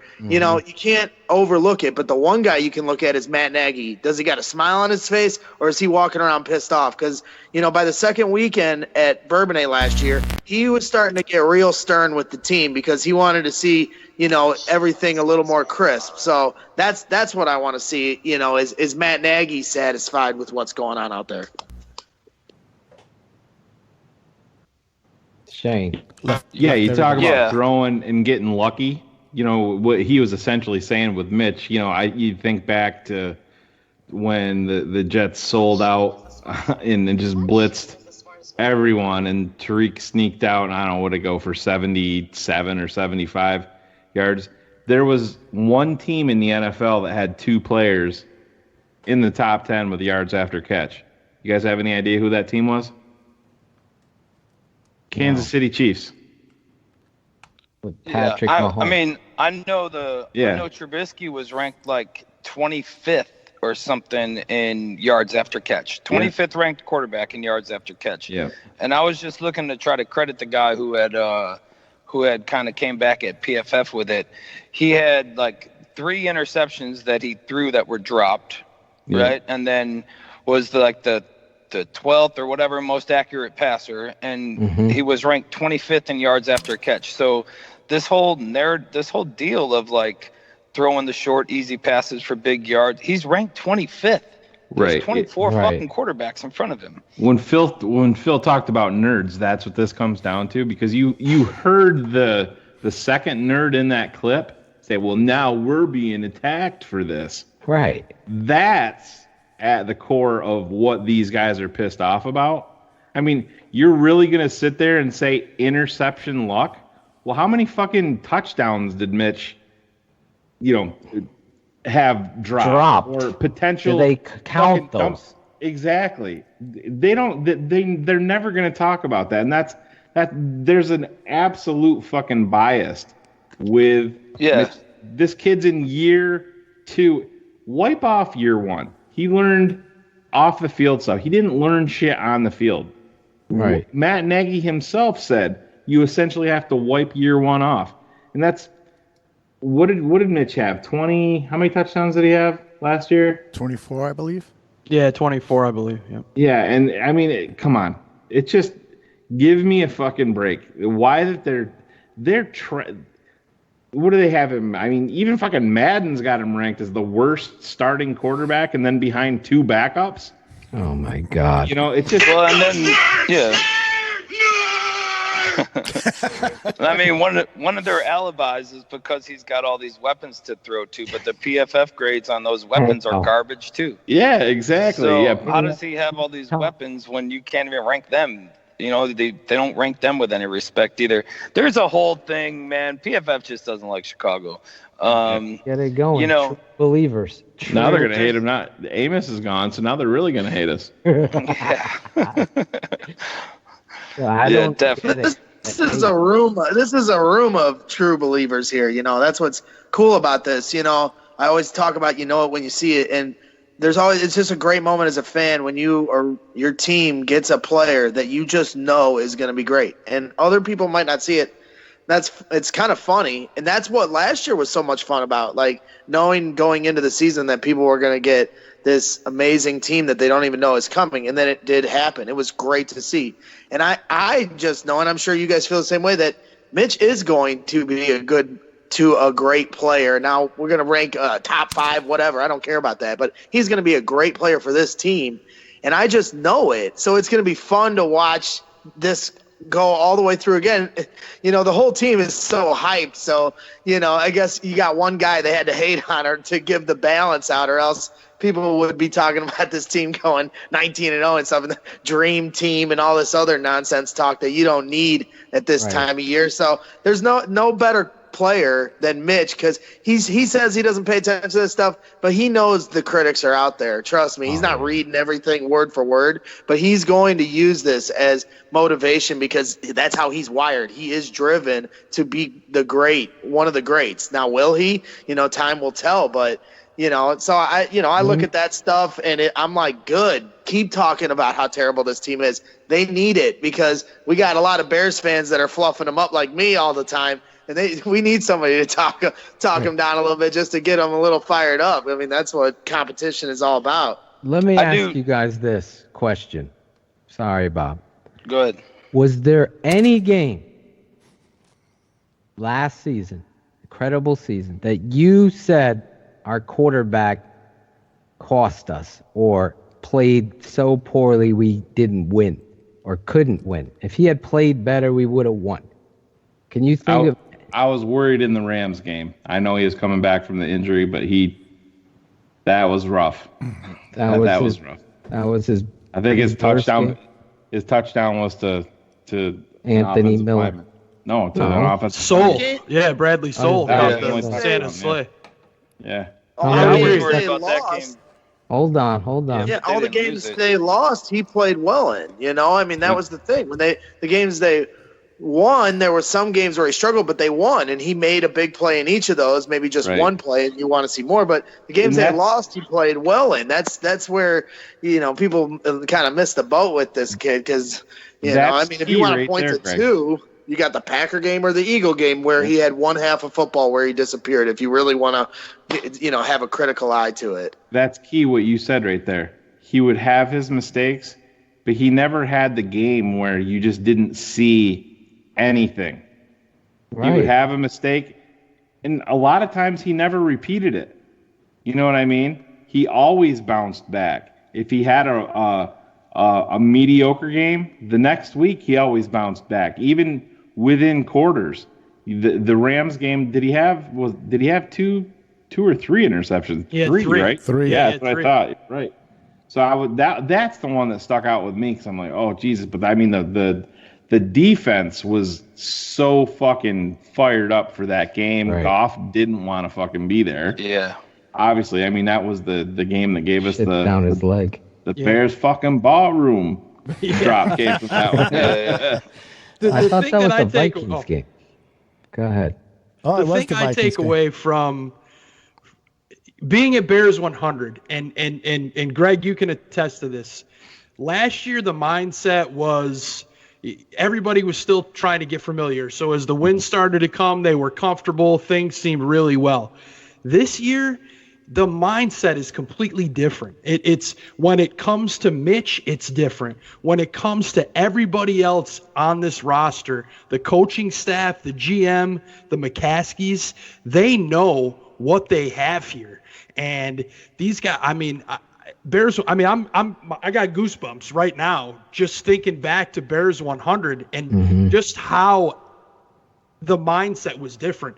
The older players, the old veterans that were there talking about these young guys and what they have in front of them. If you were there or saw it on the podcast when they put them out, if that didn't get you excited for this year and the direction that this team is going, then you're a fan of the wrong team, because this team really, everything is there for the taking. And I really believe Mitch is going to be the guy that leads him to take that. And I mean, everybody said it, 4,000 yards, 30+ touchdowns. Absolutely. And the only way, like Bobby said on our show, the only way it doesn't happen is if we're blowing guys out and he sits for a little bit. I just think he's going to do it. We're talking about Cornelius drop right after. Can you lick your little scooper there, Batch? Yeah. Whoa, that wasn't the scooper. Yes. It's a franchise. The show, is he allowed on the show now that he's a part of the Gondiva? Yeah, he's down in Aruba right now, laying in the sun and doing who knows what to my daughters. Oh, Jesus. Oh, God. That'll do it for tonight, folks. Oh, you said who knows what? We could probably tell you. Yeah, I don't want to know. He's a fucking idiot. Thanks, Mama. Hey, and then just the last thing on Mitch. Like, one thing for certain is that we can't say that he doesn't have everything around him to succeed. Exactly. He has everything. Like, I honestly think like this is the season. He has to progress, right? He has to take the step. We all know that. Yeah, he played great. I think he played great. The NFL acknowledged that he played great. The players acknowledged he played great. That's why he ended up in the Pro Bowl. Who gives a fuck about Madden? But PFF.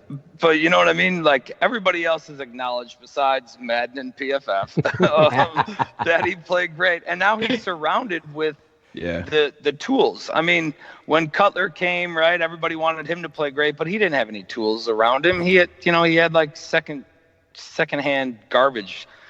Mitch is surrounded with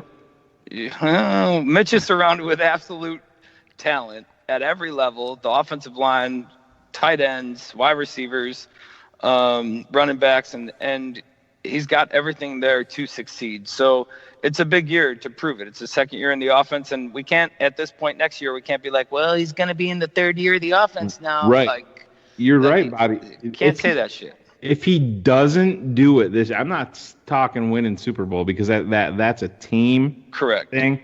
But if Mitch struggles this year, where you're saying it's a huge year, if he struggles this year and doesn't figure it out, then you're talking about an extension.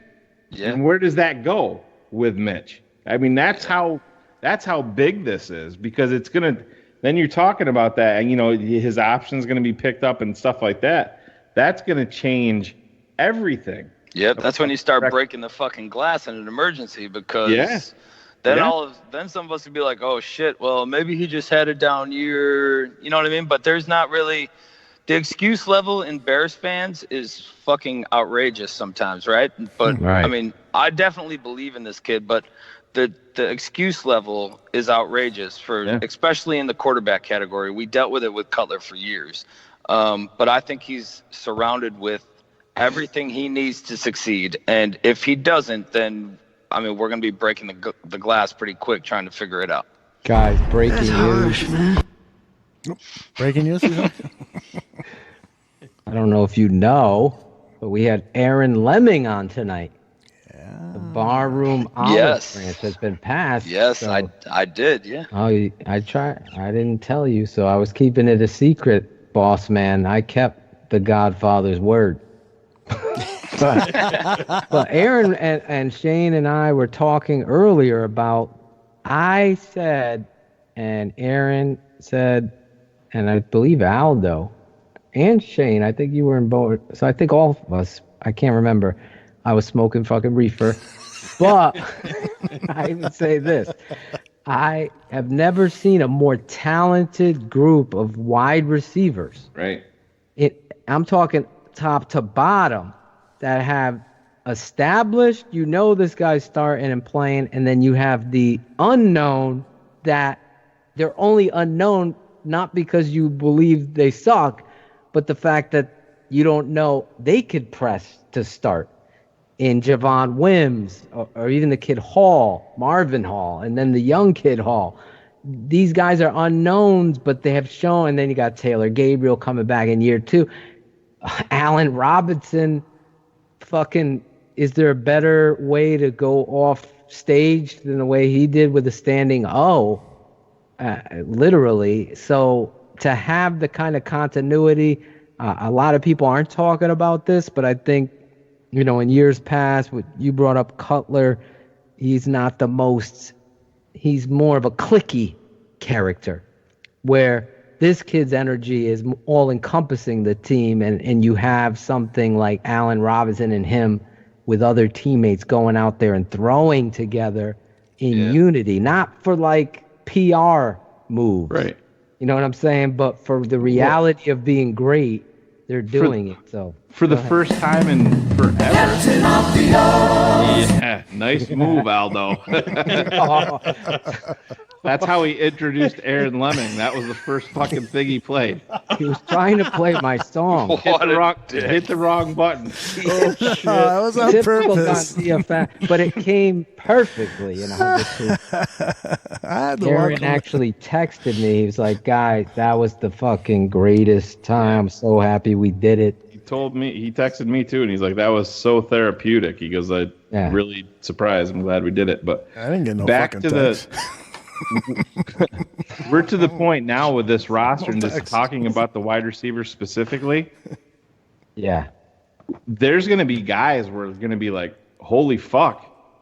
Yeah. He's not going to make the roster. Cars brought it up. Yep. You're going to see some of these guys make some trades. You're going to see late round or, pick up some of those 7th, 6th trades. rounders. The kicking situation's not figured out. You know who's going to have the biggest impact on this passing game this year? It's David Montgomery. Yeah. Because now you have an offense that's unpredictable at the line of scrimmage. And Ryan KB, I heard him on the tailgate, the original tailgate show, by the way. Say it with your chest. That's the key. He's not believing. I'm disappointed in him, but I'm with you, Greg. Go ahead. Yeah, it to me, he can catch out of the backfield, so he helps your passing game immediately there. And then B, when he's in the backfield, we're not as predictable. Pretty much all our run plays, there was a few times where they ran a zone with Tariq up the middle against Miami where you felt like, oh, they caught him off guard. But, when Jordan Howard was in there, we knew, it felt like we knew what was going to be ran. And with David Montgomery, Cordero Patterson, Tariq Cohen, all these different options coming out of the backfield, they're not going to be able to just key in now. And it's just going to open everything else up. No, this team doesn't get the kind of separation Kansas City has because there are very few players in this world that are like Tyreek Hill. It's just a fact. But you want Mitch to be able to, open this up and hit guys in stride better. But that is going to help with David Montgomery opening up these lanes. Like it's going to be like the Red Sea, hopefully, And for me, the one thing I want to touch on that concerns me about predicting the numbers is they have the best defense in football. And when you get into a game, every game always balances it out. Very rarely do you smoke show a team like we did the Bucs last year. So, they're going to get through a 16-game season. And, I hope they kill everyone. And Mitch has 40 touchdowns. But when you have the best defense in football, you don't have to throw 50 touchdowns like Mahomes had to do last year. And it's not had to do. He did it because he's great. But, with this team, they don't need 50 touchdowns from Mitch. They have the best defense in football. So sometimes they're not going to be just winging it. I'd say that's going to be a big thing on Mitch's numbers is how aggressive Matt Nagy keeps the offense going when he knows they've got a team down because the defense is just killing them, Please don't bring up Tyreek Hill's name again. What a piece of garbage. That was the Montgomery, though, and I know I forgot all about it till you said it, but that was, I know we went around who you're going to watch in camp. I want to see Montgomery's field, like his field speed. You know how there's always a little different, or camp, you see some of these guys and you're like, holy shit, look how quick this dude is. So for camp, I'm going to, exactly. Camp, I want to, I'll be watching Montgomery and that tight end battle. I don't think Broniker is going to be here at the beginning of the season. I think Broniker's out. I'll hot take today's Wednesday? Hot take Wednesday yet? I think Broniker is going to end up getting traded out to the Patriots. We've done a lot of deals with them. They lost Gronk. You know what I mean? He might still have practice squad eligibility. Yeah, but look, you still have a whole group left, right? Yeah. You still have, 4 more. If you can get something for them, and and the Patriots are calling because they're short, move them over there for a later round pick or whatever it is, whatever the deal is that they draw up. And then Greg, on the whole defense thing, I don't want to get into all the defense. We kind of covered it on the tailgate show, but the original, but the best tailgate. That show. whole Fangio. I thought I was on mute. I'm sorry. My bad. That whole Fangio Pagano battle, man. I'm sick of hearing it. I'm sick of reading it. People's things. Granted, Fangio was great. I get it. I liked him. Whatever here. I hope he does well in Denver. Okay. In 8 games last year, our opponents scored more points in the fourth quarter than they did in the first, second, and third quarter combined. That's fucking ridiculous. Ridiculous. There you go. In one quarter. You know what I mean? 8 games in the fourth quarter, they scored more points than they did in all other 3 quarters in that game combined. And people saying, they lost this guy, and I get it. The defense was great, but like I said on our show, that the defense was great because of the players. Yes, Vic had something to do with it, but I think there was a little crippling effect that people don't really call him out for because of how well they actually did. Well, there's no denying Vic Fangio, the veteran, what he did in San Francisco. Right. We can't skip over these things. He's a good defensive coordinator. Well, who he is as a head coach, we're going to find out. As a defensive coordinator, is good, but to your point, we said it before, the talent on this team defensively, who added 2 pieces in safety, Clinton Dix, and my boy Buster Skrine, however we're going to say it. Skrine sounds good if you were for Aaron Current. Yeah, I was just going to say that. Yeah. I need some Aaron Current in my life on this show. Not just no, but hell no. I got to get that drop. I got the drop. And I was listening to Shine. Shine was talking about it. Shine was talking about it. Everything's everything, but I'm talking about, if it's a no, it's a hell no. Clean up your mouth, all right? The original Barfly Tailgate Show. They are on tonight.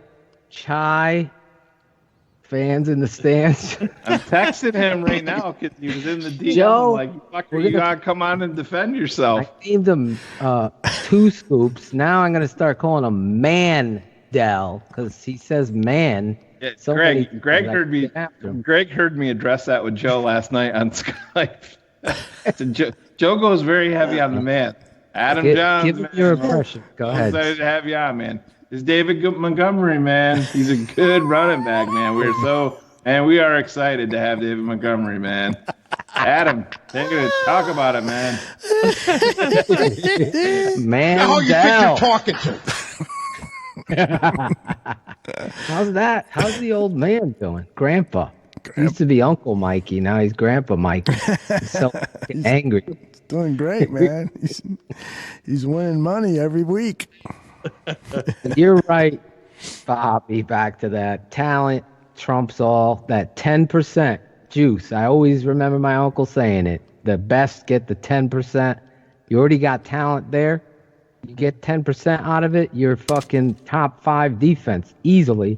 Talent that the Bears have, Aldo, I don't know. I look back at Urlacher, Briggs, and if you were we're kicking off camp so we could do this. You look at these inside backers, Roquan Smith coming into year 2, led you in fucking tackles as a rookie.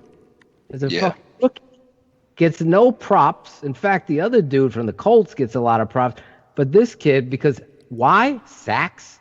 How about watching this kid run down the fucking outside zone? How about that? That's not a PFF fucking all-star. Hey, but guys. the reality, year 2. Go ahead. So two Scoops just texted me back, and he's getting his phone plugged into the charger. But I think we got to play it. Should we play a trick on him? Yeah. I think it's on here. Can we do like a breaking news Bears trade that's fucking crazy, and we're all going to be commenting on it and see what Joe's reaction is? Okay. Who you want to trade? He says one man. Let's just How many mans? Everyone gets Let's do you guys want to do the Danny Trevathan to the San Francisco 49ers for Robbie Gold? Yes. Ah. Perfect. So then, what's the See what Joe says? On man? Aldo will pass Oh it. man, yeah, we're getting over 4. Yeah, we're getting like 4 mans for sure. Yeah. You got 4. So the over under is 3.5. So before we add them, we'll talk about stuff, and then Aldo, you just hop in with the fucking breaking news and say, guys, this is actual real breaking news. Aldo, pass it right to Joe. Okay. All right. I will. This is unscripted, folks that are listening in the morning on the It's gonna podcast. be fucking great. Holy smokes! Holy smokes! Is there a holy smokes for a fucking phone? Oh yeah, there's definitely gonna be a holy I smoke. say no holy smokes. This is gonna be great when he listens back to it. We're Oh my totally God. fucking Hold pimp on, I got slapping before he breaking gets here. Holy Jesus. Steve That's Full Metal Jacket. It is. Zimmerman, Shane's boy. He sent me this song he wanted me to play. Hold on. Is it his? Yeah, Zimmerman's a brony, right? Aldo, he comes on the show. He's got fucking unicorns and My Little Pony. I thought he was a fucking serial killer. Green Zimmerman's got hair. a rainbow dash tattoo on his neck. If he ever makes it back on 100 proof, we will have a special song for him. So are we bringing Joe on? Should I call him? Everybody have their fucking scripts. Yep. Ready. So what are we going to be talking about when he adds them? Yeah, So we're gonna act shocked. Or Phil, just fucking talk. We'll just go back. Yeah, go back to talking about Mitch. no, we're talking about You know what I wanted to mention, guys, was Go ahead, Anthony Badge. Miller. Yeah, Go ahead. there you go, Badge. Take it away. Anthony Miller. We didn't mention Anthony Miller. This is a guy who was injured last year. Yep. Now, I mean, he's healthy, had the shoulder fixed. I really think he's really going to turn out to be the star wide receiver on the team this year, fellas. Yeah, coming back off the fucking injury. Yep. People aren't talking about it. This kid was problematic in the coach's room, running his routes appropriately, talking, furry. I feel like I'm talking Bobby's last name. Phelan, Mike Furry, however we're saying it. Still He can't get fucking that called fucking him out in the meeting, into the Yeah, he meeting, did. and said, this kid could be fucking great if he doesn't freelance. Yep. And I know PFF Yeah. don't put those fucking scores in Mitch's corner either. So this kid, to your point, Badge, coming back. Fucking Anthony Miller, what a talent. We talked to Greg Braggs Jr., maybe one of his first interviews. I said, who's the guy that's fucking standing out? What did you say, Greg? In camp. You said the year before Tariq Cohen. It was the first. Yep. And then that first weekend, it was the Anthony Miller show. I mean, he stood out right away with that it factor and the intensity he was bringing to like every snap. So, yeah, you definitely want to see more of that at camp. You know, he's coming off, shoulder stuff from last year. So you just want him to be healthy because, I mean, on one shoulder, he had 7 touchdowns last year in his rookie season. So, you're expecting a huge year. And to Brett Coleman's video we go back to, and there were some missed opportunities. If anybody, I know I've heard some other outlets or people in the media saying Allen Robinson could have had a bigger year last year because of missed opportunity. I think it was Anthony Miller that, and I guess I wasn't as in on not the crisp route running that he wasn't doing in the room and stuff. I'm surprised to hear that a little bit, but there was a lot of missed throws. He could have had a few hundred more yards on stuff wide open against Miami and a couple other games. But you got to imagine this year is going to be, the ball. There's only one ball, and there's like 12 playmakers. So it's just so impossible to say this guy is going to have a breakout year. That's not how this offense is. Hey, Greg. That's the biggest problem for fantasy owners is that's the biggest problem with wide receivers. You don't know which Bears wide receiver to pick because you just stay away from them because there's too many weapons. sorry Aldo, go ahead. No, I just wanted Greg to introduce his partner who's just joined us. Oh, really? The one and only Joey Two Scoops, Joey Mandel, my co-host and friend of Shy Fans. What is Shy. What's the name of your show? What's the name of your show? Say it again. Shy Fans in the stands. Joe, now you, Joe. Now you, Joe. Shy Fans in the There it is. Changed it. Yeah.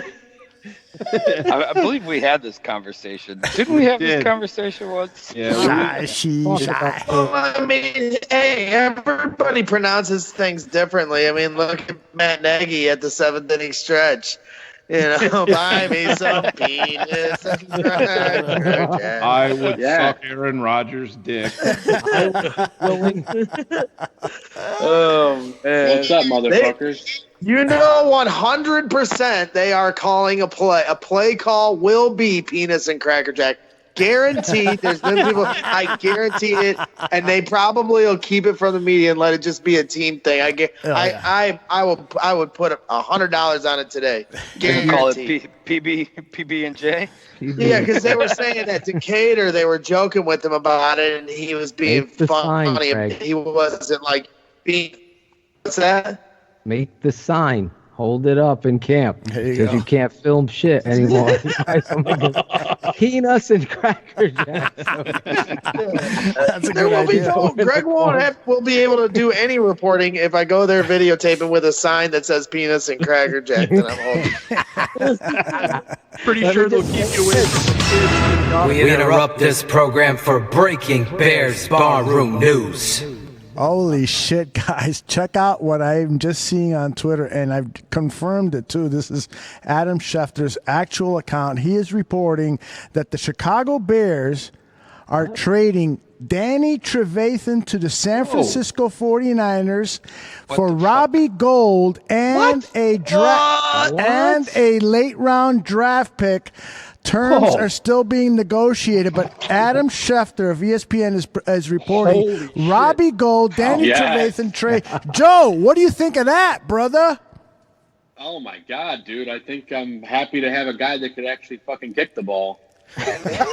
Joe just shit all over Danny Trevathan. Just like that. Joey. Wow. Holy fuck. Joey Two Scoops. What's up? What does this mean now for the Bears kicking situation and the season? This is Aldo. This is just coming over the wire. Just came over on Twitter. Adam Schefter, official confirmed account.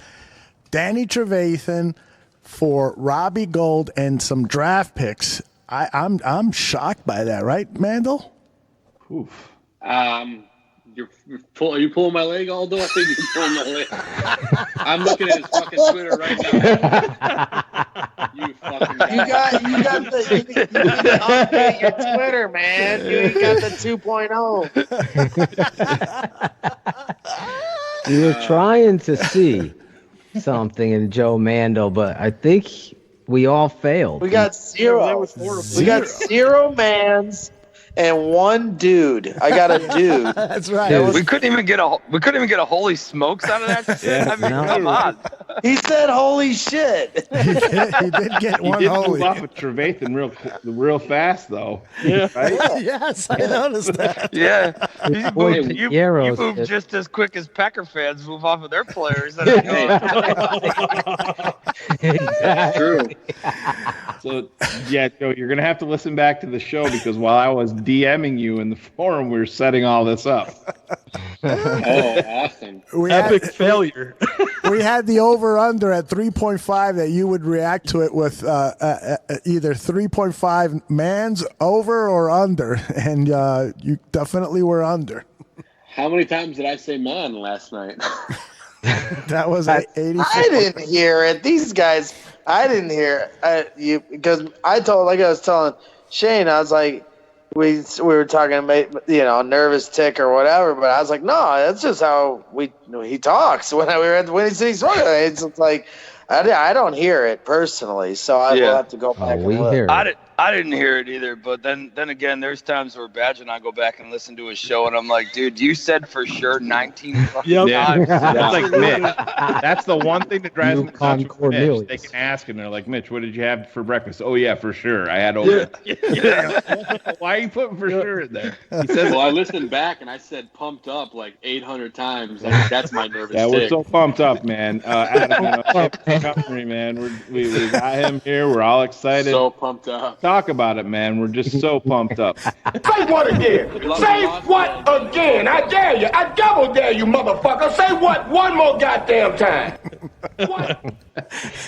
See, and I'm more like the Steve Carell curve from The Office. When I start a sentence, I don't even know where I'm going at the end. I don't even know how I'm gonna finish it. I'm just talking, and then at some point I'll wrap it up. I would just like to end every sentence with he's making a strawberry shake. That's exactly where I am too. You know what I love? Like The rain is covering his tears. Listening to Bobby. Bobby does something, but it's not nervous. It's something that I enjoy when he's explaining something or transitioning. He'll go, fucking right. He always throws a right in there. Right, yeah. You know what I'm saying?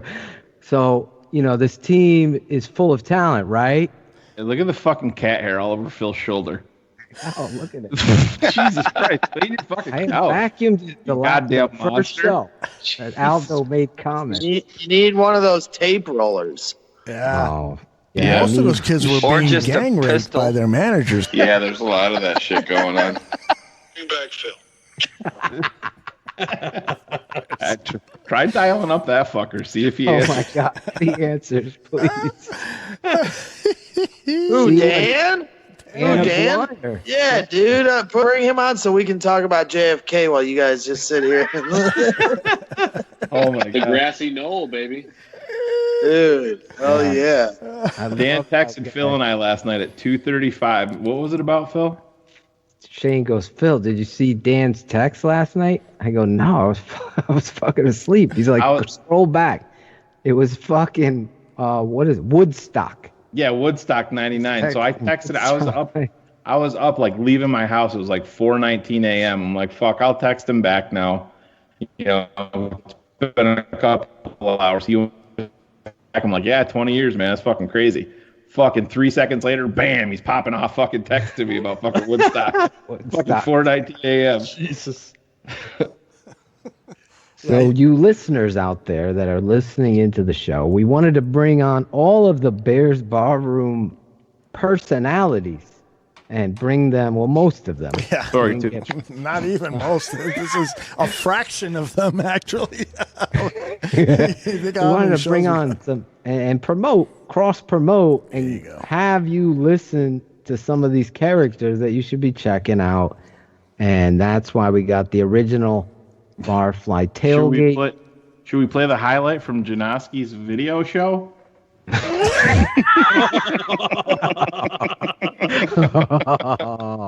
Mr. Worldwide. Yeah. What's Wolf doing? Aldo, did you see the highlight? Did you see the highlight package I got of that show? No, I haven't. I'm going to text it to your phone text right and now. play the highlight. Play the highlight for Aldo. I'm good. All you have to do is everybody mute and the highlights played. It's 15 seconds of fucking gold. Hold on a second. It's making a strawberry shake. There it is. Hold on. I'll play it for everybody in a second here. Just let me call it up. All right, while you do that, Greg, you going down to camp, you're only going to be there the first weekend, or are you going to be there for more than that? I'm going every day I can get away with it. It's a juggling act. So the first 3 days I'm definitely going. I already got the okay. I'm going to skip the morning session of work on Monday so I can see all 3. And then after that, it's basically just like seeing which ones I can make and not disturb the work order and stuff like that. But when you're there, I'll be there for sure, Bobby. Yeah, I'm planning on like the 4th through the maybe 7th. If I can get to that preseason game, that Panther game, I wouldn't mind hitting that up too. But we'll see. I'm not sure. I'm not sure about that. We should all go. Joe, you going to be around for that one? I would be willing to suck Aaron Rodgers' dick. All right. Joe stepping it up. Phil, you get that fucking hair off your shoulder. I can't clean it. How am I going to clean it? This shit. I get a text every night from. He's got little arms. Dude, how much shock do you put in your pool? I put a gallon. Sometimes I put shock. Then the best is this. This is what's bothering him about the fucking hair. I've known this guy for years. I've never fucking met him. But he's like, dude, does it bother you if you have like one leaf in your pool? Shane has to go out and skim it out because it has to be a perfectly clean pool. I'm like, dude, no, I don't fucking go out there. No fucking way. All right, this is Brandon. I forgot the name of his partner. He's a Detroit Lions and Red Wings fan. And actually, they're pitching this show for the Bears Ballroom Radio Network. And so Shane has picked out 15 seconds from the show that he says are priceless. Let's take a listen.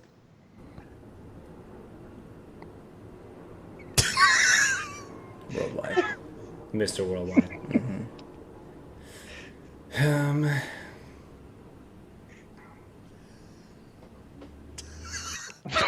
That's it. You posted last night. I'm like, nice. wait, what happened? Yeah, Phil fucking texted me. He's like, bro, there's no fucking audio on that clip you sent me. And I'm like, yeah, that's the fucking, they don't talk. He sent it to me. He's like, did you see the show? I go, what show? Wolf's got a show. Janowski. I go, he does?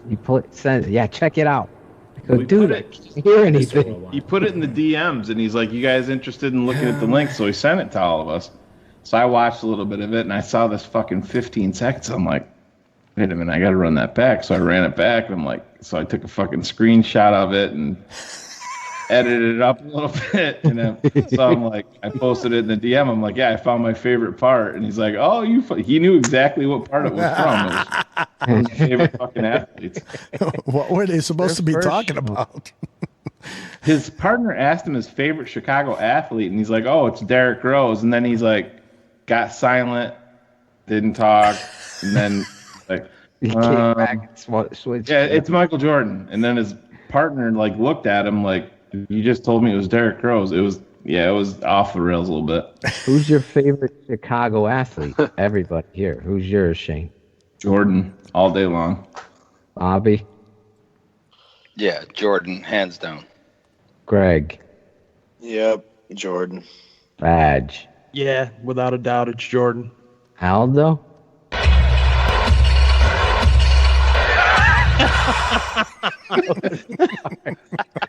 No. What the hell? Mine is definitely Walter Payton. And you and I win this round of Jeopardy, Aldo. Yeah. You didn't ask Joe. You didn't ask 2 scoops. 2 scoops, man. Yeah, what happened? We know it's not interesting. You know who it is? Producing that show. You know who it is, guys? Gotta be the we don't. goalie for the Blackhawks. No, Iron No. Man didn't play for the Bulls, Joe. It's a White Sox player. Oh, a no hitter. No, it's Michael Jordan. Oh. Hey, I don't get no respect from anyone. 5 Jordans versus us too, Aldo. We're gonna have to send a poll out. That'd be a Jordan great fucking or topic for Dan. Oh, I wish he was. He is the greatest athlete in the history of this earth. So, Michael, you're saying? You're saying Michael Jordan is the greatest athlete in the history? Oh yeah. No. Oh, yeah. You wouldn't do a fucking podcast with. You ever seen hair that? all You ever over- seen that "Come Fly with Me" video where he throws like a 70-yard bomb in his backyard with the football? With Ahmad Rashad. Yeah, he's a great golfer. Played minor league baseball. Got his Okay. batting average up decent while he was suspended for gambling, and then he also messed around and got 6 NBA titles. No, first of all, he couldn't play Major League Baseball. Secondly, he's an okay golfer. You say he's a great golfer? No. Did it better than Tebow. Well, yeah, but that's not saying much. Better than Deion Sanders at baseball? No. I bet Jackson. I bet you that if Walter would have played any other sport, he would have excelled at it. That first and foremost. Secondly, what Walter Payton did on the football field was as impressive as what Michael Jordan did on the basketball court. Now, I know Jordan had more rings, more championships, and more highlights, but that's because of the nature of basketball versus the nature of football. What Walter Payton did on the football field, my gosh, I mean, Greg, how old were you when Walter Payton was playing? Yeah, so I didn't. By the time his career was wrapping up, I'm 3 years old. You know, so I did not get to see him play. Right. You know, that definitely, I will definitely, say, be fair to that. You know, I didn't get to see him the way I grew up watching Michael. And maybe athlete is the wrong word when I'm trying to describe Michael, because you're right. It wasn't just his athletic ability. It was his clutchness and all the other things with winning championships that maybe aren't attributed to like athletic ability in the way that Walter probably, showed that off, on a weekly basis. Obviously, I wasn't around to see it. Never thought you were out with Jordan. It didn't matter if you were down by 25 in the first half. You're like, we'll be right there. Aldo, this is something that I've always wondered, and that you're going to be a good guy for me to add. It's blasphemous for me to bring this up on a Bears podcast, but the Bears Super Bowl, how did you feel about Walter's reaction after with everything, with the non-touchdown? Did that always... That was fun. Seamless transition. I was disappointed at first. I could understand it after some time had passed. I could understand why. I think there was some deep divisions going on with the Bears towards Mike Ditka. I think that, certain players on the team looked at Ditka and what he was trying to do, which was boost his own ego by creating the fridge phenomenon. And so Walter was saying to himself, this fucking coach, he doesn't have respect for what I did over all these years for Chicago. I carried the load. I deserve this moment to score a touchdown in the Super Bowl. And this motherfucker is calling the fridge to score a touchdown to boost his own ego, not for any other reason. He didn't do it for the fridge. He didn't do it for anybody else. He did it because he was creating the aura of Mike Ditka being a genius. Should that how would that play out now? Though, you know what I mean? Mm-hmm. Winning a Super Bowl, and I mean, if you watch the show, and they said like he literally almost locked himself in a closet, and he's like, "Fuck it, I'm not gonna come out." Dude, you literally just won a Super Bowl, and you're in the fucking locker room, locking yourself in a closet, and you're not really gonna. I mean that. Well, look at it this way: years of being the only thing in a team sport and taking the amount of abuse. Basketball is a fucking one-man show. One-man show. wouldn't that supersede in the Ultimate Team game that you just won a fucking world championship? I totally get your point, but I don't think you understand the amount that this guy carried on his shoulders. I do. I fucking see everything. I mean, you watch anybody that wins a fucking Super Bowl or anything. Everything he'd ever done in his life, in that moment, he wanted. And he was disappointed. How he handled that, you're saying in modern world, Jay Cutler handling that, we'd crucify him. No, because I feel I'm just as old as you are. I was there, and it never, to me, it's not something that I ever talked about much, but I'm like, in that situation, I don't, if I didn't score a touchdown, I get it. You can be pissed, but I just don't think. Well, there was other players whispering it too. Sure. What's his name? Dan Hampton has been. To me, the fucking world championship in the Ultimate Team game would supersede all of that. And like Aldo said, when some time goes by, then you can be like, what the fuck? That's pretty fucked up. But my last point to argue you to take yourself away from the fucking celebration, all those years in the fucking league, to put yourself in a fucking closet. He was in an emotional state. Think about this. The Patriots, what did the Patriots do? The Patriots went out of their way right now. Me too. What the fuck? You too, asshole. Happy birthday, Shane, and happy birthday, fucking sweetness. Oh, my point is birthday. Shut the fuck up, Phil. We're talking about his birthday now. He got shut down that day on the biggest stage, did everything in his power to get you there. And I think his feelings were hurt. Legitimately, and that's how. Do you think it was Aldo? Sorry, go ahead. Do you think it was intentional, though? Do you think it was an intentional shutdown, or do you think like the score was so out of hand that they were just started having fun and it wasn't? Came in and said that they were gonna fucking focus on Walter and take that away. They showed things on NFL Network on the Bears, because I obviously didn't get to experience it like Aldo and you guys did, where they showed that they tried to get him on some goal line stuff and they were stuffing him.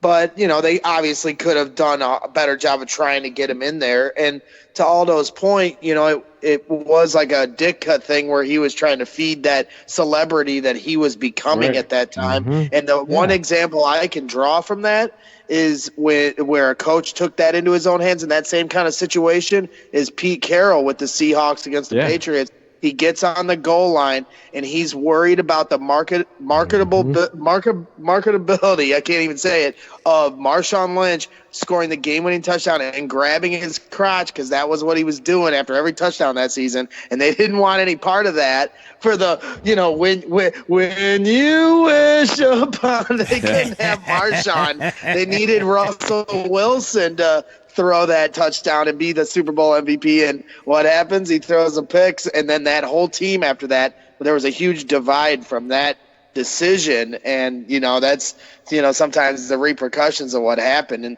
in our city, Miggy Montero, as soon as the Cubs won the World Series, the next day he was going on the radio complaining about not being able to play in the World Series, and a few months later he was off the team. So he obviously wasn't as big a player as Walter. Walter deserved the touchdown, there's no question. Dick has owned up to that at this point in his life, but there's no question at the time he was trying to feed that celebrity beast. I don't want to disparage the guy. I've just always been fascinated by that angle of it in the Ultimate Team sport. I totally understand being pissed, but I was just always surprised if you've been in the league that long, worked your ass off, weren't on winning teams for a lot of your years, and then you fucking remove yourself from that ultimate celebration because of an individual accomplishment that you didn't get to. When you're at Bears 100. Hey, shut the fuck up. You hear that song, Greg? No, I don't. Oh my God, That is very nice. Happy birthday to Shane. Happy birthday to Shane. Happy birthday, dear Shane. You pain in the ass. Happy birthday to you. Cheers, Heidi. No, get in your birthday suit, boy. Got to his birthday, man. So you're going out with the folks tomorrow, huh? Mom and Dad taking you I'm out? supposed to be going out to dinner and doing that whole thing. I don't know exactly what's going on. They haven't informed me yet, but there'll be some alcoholic beverages involved, I'm sure, if I know my dad at all. Any chance your mom and dad would take you to a strip bar?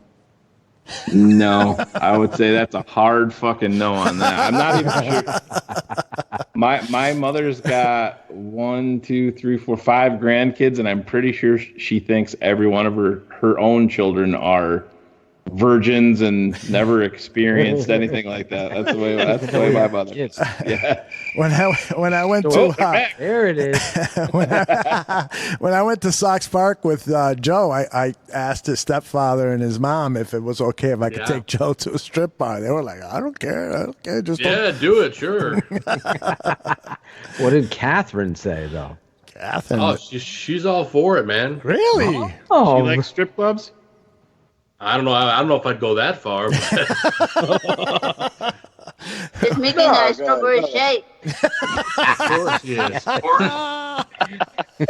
course he is. Well, then I'm definitely going to take Joe to a strip bar next time. And there you go. Okay. Dan Aguirre was telling me that the stripper or whore.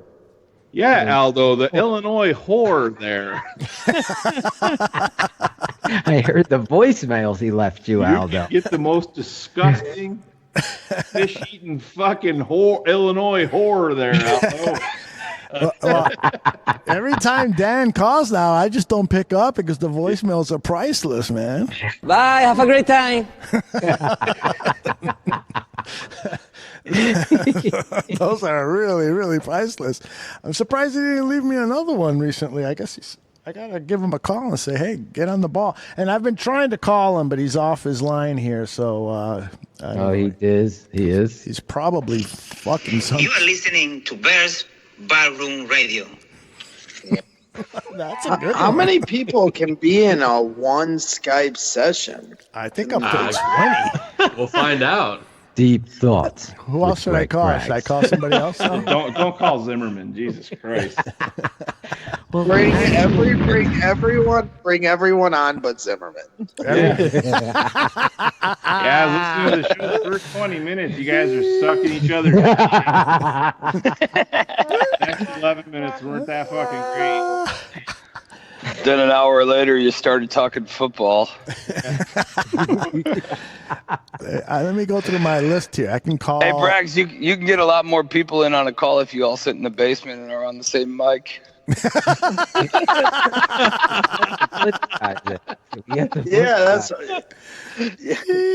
what I was trying to explain to Dave yesterday when we had him on the show. He was going to come over. He kept saying, "No, I'm going to come over. Don't worry about it." I was like, "No, dude, because you'll just be in another room. We're not going to be together on one mic because I know then you guys will make fun of me." So yeah, I mean that would have been horrible if your mic fucking broke. Yeah, then two of us are standing there with a broken mic. Jeez, that's never happened before. Yeah. Joe's mic went on fire one day. Remember It that? did. Was that? I would have preferred that. At least I would have got a show. Hey, that was actually my first show too when I took over. That's right. That was so. Look at that. There's a lot of good first shows. Remember with Zim? Hey, Zim, you know what time it is? Ted, Phil. I forgot about that. I forgot all about that. Make that a drop? I totally That was forgot. awesome. Oh, Christ. I put it in the DMs. I'm like, hey, guys, who's awake in here? First person's responding. Zim. Oh, really? Yeah. Yeah, it's 9 o'clock for him right now, or 9:30. Oh, yeah. He said, I am mostly. I said, not you, Zim. Jesus. Anlin's at work. Oh, Sandy man. Tom, the Gaines report. Tyler Ellis. Yo, did you guys already did tweets of the week and everything, or are you We still skipped have that to do? We skipped them. I was gonna be like, man, you guys ain't going to bed. No, we had such a hefty pizza. It's your birthday today. Shane! It's your birthday today. Shane! Rock and roll and celebrate. Celebrate, we lose control and you cut the cake. The night is yours. Destiny awaits. Oh, wait with me. Share toast with your closest mates. It's your birthday today. Shane. It's your birthday today. Shane. Grab your goodie bags. That's my son-in-law PJ and his best man singing that for him. You can play it again in 28 minutes when it's his birthday in Chicago. Yeah, there you go.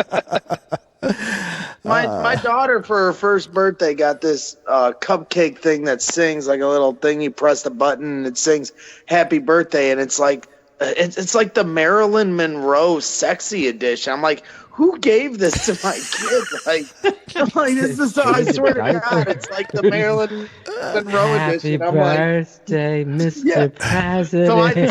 So I Is that Mrs. Truslayer? Yeah. I'm like, give me that. Could have been my mom. My beautiful guys. Yeah, I think that was the voice. Oh, well, guys, I think. Dude. I don't know who that is. When you hear that sound, Phil, who is it? Hold on, ready? Who's Chris that? Armstrong, welcome to the show. Oh, no. We used to do that all the time. She gets pissed. She hates me. I know. She doesn't listen to us anymore. She totally called us. She doesn't like us anymore, Aldo. I even wrote a song about her, for God's sake. I know. I'm bummed by that, but what are we going to do? Take it easy, Rambo. Oh, that was a great song. All right, guys. It is time for shout-outs. Very nice. Here's what I want to do for shout-outs. I'd like us to go around and each talk about the shows that we're working on, since we've got so many people on from the Bears Barroom Radio Network. So I'm going to roll our new music here. And so I'm going to go around the table and ask each person to talk about the shows they're working on and give a shout out to anybody, just so that we can let people know about Bears Barroom Radio Network, all the fun that we're having here. We're really gearing up now as the football season is starting. We're going to probably have over a dozen shows on during the week. You're going to find new programming. Every day there will be new programming, and you don't have to listen to all of them.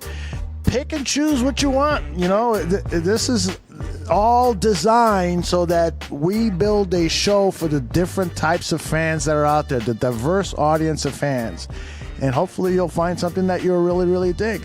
Joe, I'm going to start with you because we've heard very little from you, but you're always giving Shane a run for his money when it comes to the smartest man in the barroom. So why don't you begin things? Oh, geez. I don't know if I'm giving him the run for the smartest man in the room, but I will say working on quite a bit of stuff, Aldo. For all you folks out there who haven't heard, we premiered yesterday the newest podcast on the Bears Barroom Radio Network. Greggy Sunshine, Greg Braggs, and I premiered our new show, Chai Fans in the Stands. He fucking did it! Chai. Slow clap. Do I gotta change the line? It's S-H-Y? Shy. Two shy guys.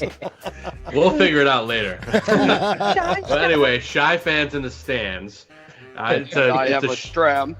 It's a show. It's a show for the fans, by the fans. You know, Greg and I are talking about fan experiences. We're talking about everything. Just talking about all Chicago sports: Sox, Cubs, Bulls, Blackhawks. You name it, we're talking about it. Of course, the Bears. And then, of course, working also with Tucha and I have a stream. He's gonna take the reins for a little bit during football season. I'm probably gonna jump off and let him kind of guide that ship a little bit while I get busy working on some other stuff. The other show I'm gonna be working on is Fantasy Football Goon, of course, your fantasy football show. We're talking about everything you need to know fantasy. We'll get you ready. Welcome, Fantasy Island.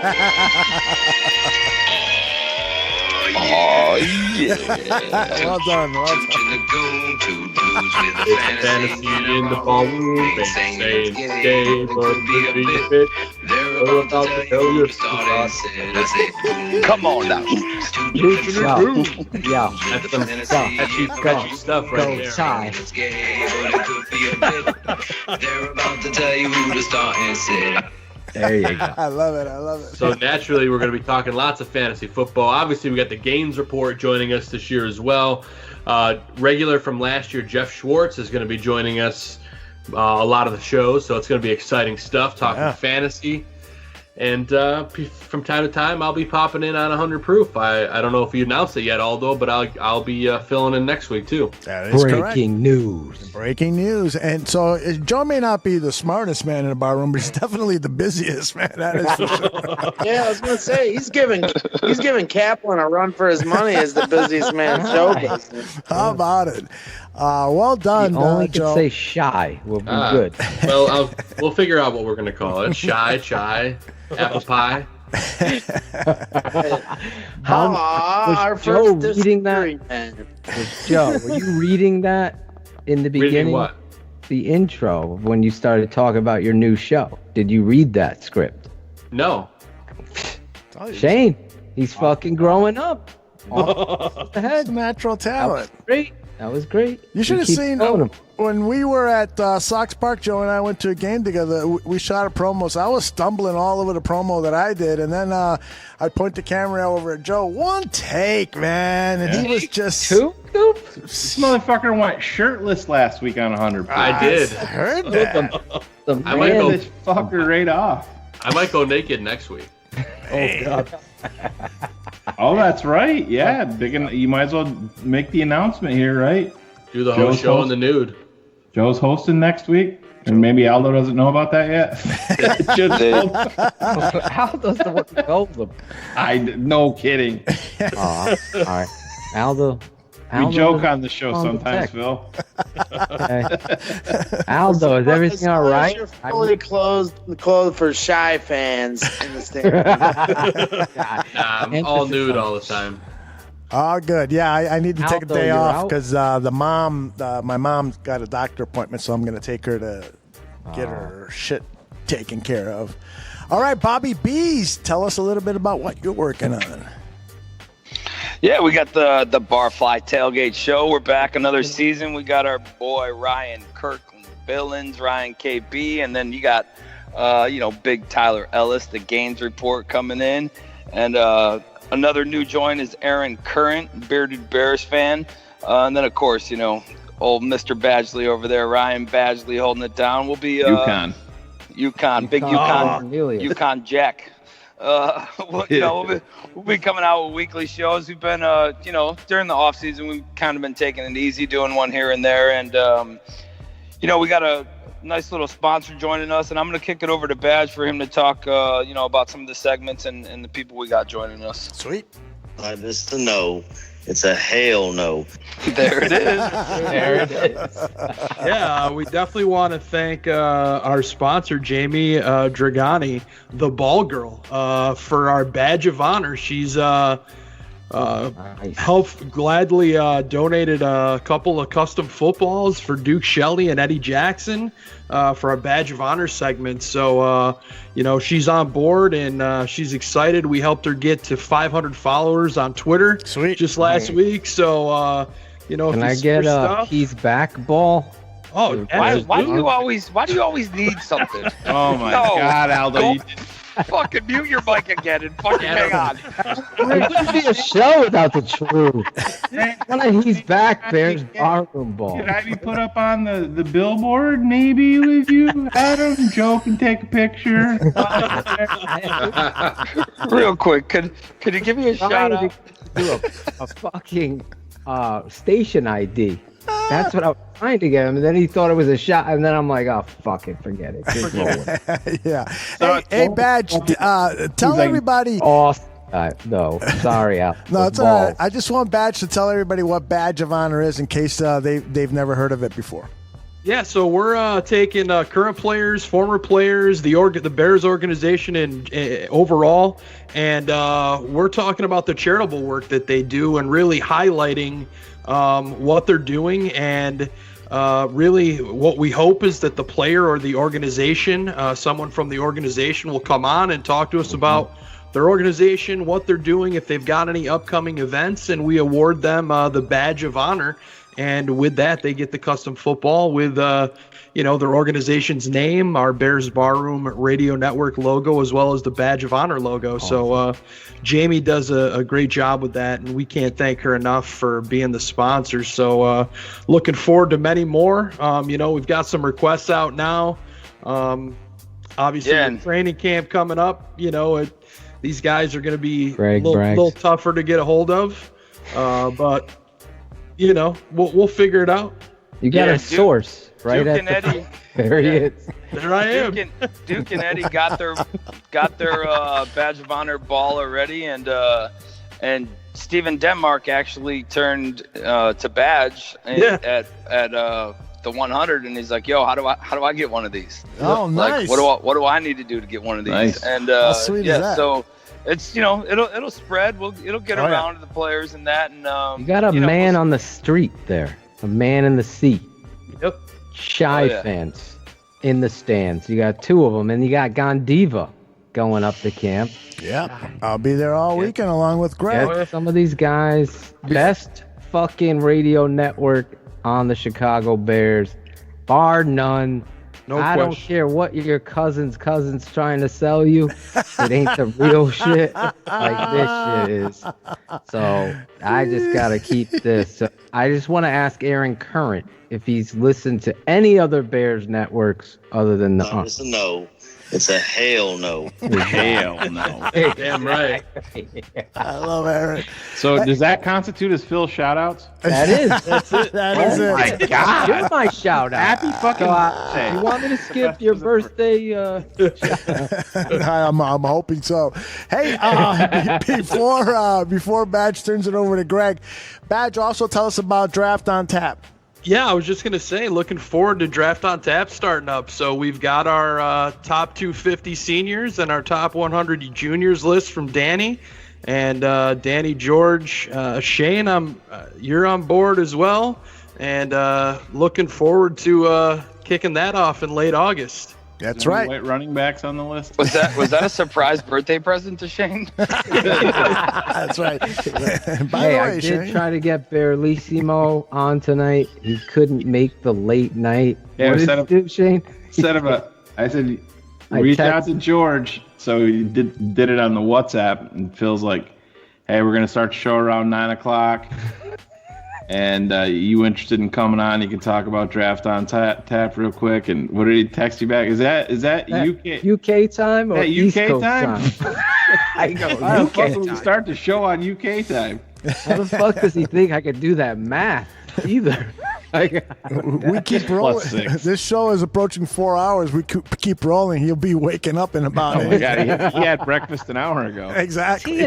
That'll be after Phil's shout outs. He'll be getting up for breakfast. Let me do my shout out to Aldo. God bless you. This fucking network, this dream we had. How about it? Can I get a season's about to fucking kick off. The season's about to kick off.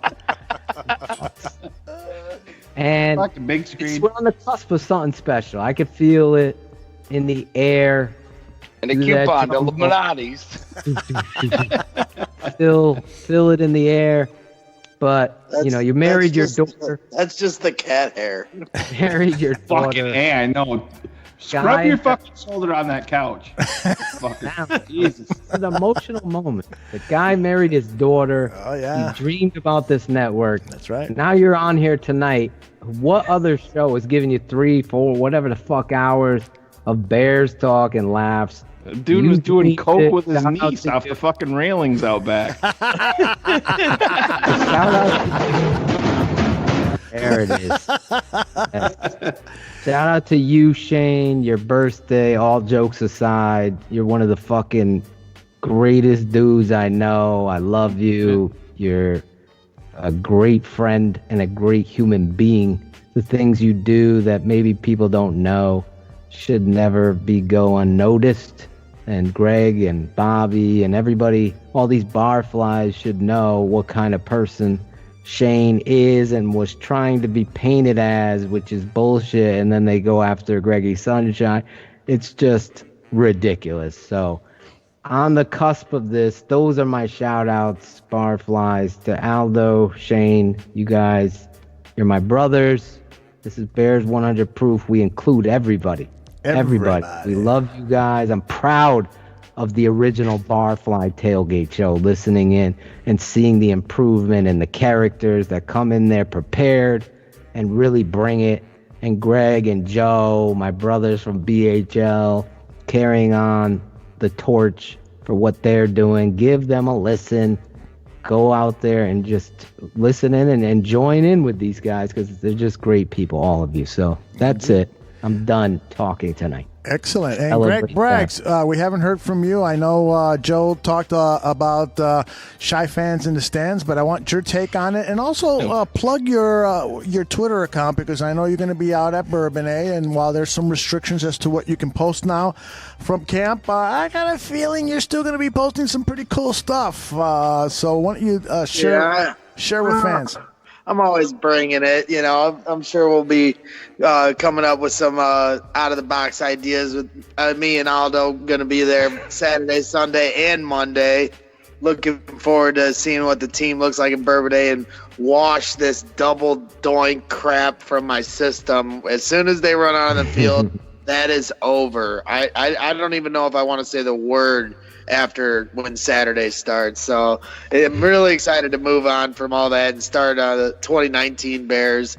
There's nothing I am more looking forward to in this world, honestly, than that right now. And yeah, man, Shy Fans in the Stands kicked off last night, and microphone on the side. I thought it went great. Me and Joe, we were kicking it, and is he drowning? Hey, are you okay? We're gonna get all the technical issues ironed out. Right? You're gonna have kinks. And I was, oh man, you guys should have seen me when the mic went out. I just started freaking out like a tornado. Guys would have, if Joe hit the record, he would have got something special because it wasn't no Greggy Sunshine. I was flipping out. Oh, poor guy, man. I felt my heart dropped for you, man, when that happened. Greg was flipping out. Man. Joe and was, you know what? And Joe was snapping kudos his fingers. to Joe.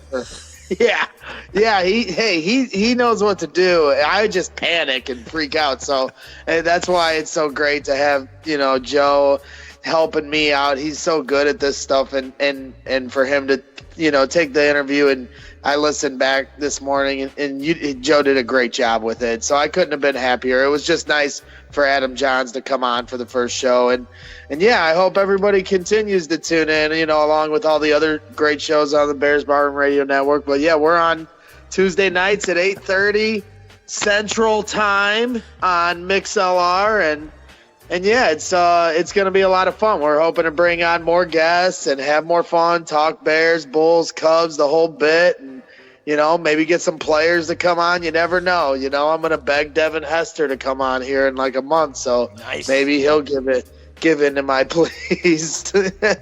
But I'm just here to have fun. I appreciate everything you guys do, obviously, and letting us get to expand what we're trying to do, and you give us the latitude to try new things and kind of take our training wheels off and start our own things. So I appreciate it, man. It's been a lot of fun here in the last year getting to know you guys, and now we got a Super Bowl season to attack. So I can't wait to get started. Damn right. All right, and I also want to let people know that Buffon 55 will be back in August. We have a new producer and co-host with him, Alyssa Barbieri, who works over Barbieri. Yeah, I got that right. She works over at BearsWire.com, and so John and Alyssa will be taking over that show. The Mike North Advantage will return on Monday nights, sometime in mid-August. That's where he interviews somebody. We've had some great interviews: Ken Hawk Harrelson, Jimbo Covert, and so Mike's going to resume that Monday nights. And, of course, Vegas Scores and Odds presents the Mike North Advantage is on Wednesdays at 3 p.m. Central. Mike will have 3 free picks every Wednesday for you for Wednesday night action. I think he did pretty good tonight. I think he did 2-1, so that's good. And then we've got some we've got some really cool stuff happening that I think we should announce this. Shane is a part of this too. We've got a new post-game show this season. Draft on Tap. A real quick story here. There's a Sports on Tap. I think it's called Chicago Sports on Tap Network. Somebody's holding up a picture of Grandpa Mike North. He looks like a fucking vampire. He sure does. Yeah. They were hoping to use the name Bears on Tap, which is a show name that we've been using here for the last 3 years. And because sometimes I can be a nice guy, I said, you guys, you know what? Your network is called On Tap. Go ahead, take that name. We'll rebrand our post-game show. So our post-game show is no longer going to be Bears on Tap. We were going to make some changes with that show anyway. So we're going to rebrand the post-game show. It will be on immediately after Chicago Bears games. And on that show, it's going to be none other than Draft Dr. Phil, baby. He is going to give us that analysis.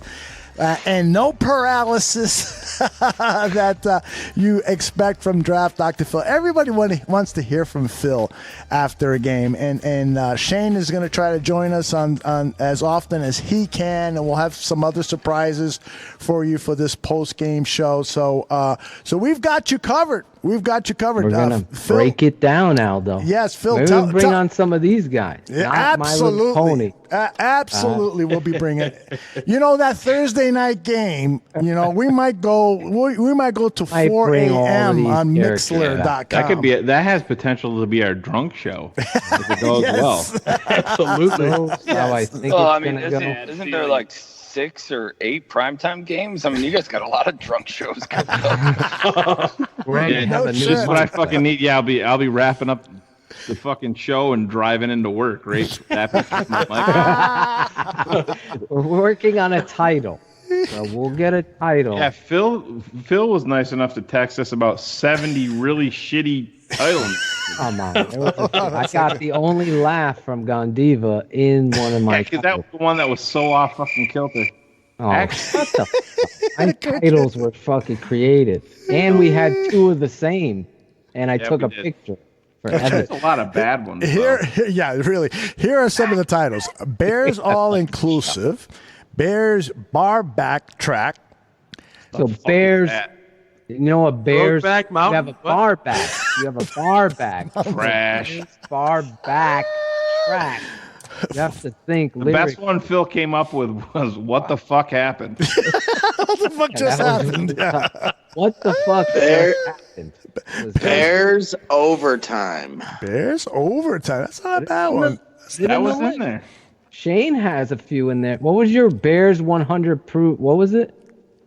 100 proof live post game. There was bar room overtime. That's white privilege.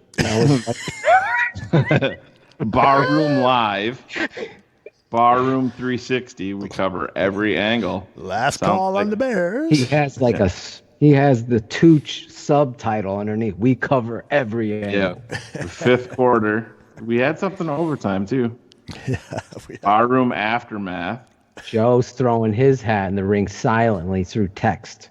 Oh. Does Joe have a little bit of a frown? Then it goes with the Then he goes with the thinking man pose and puts his hand on his chin like, Read that. You sitting at home. He did the fucking, what is that? Captain Morgan's pose of thought. He's like, me?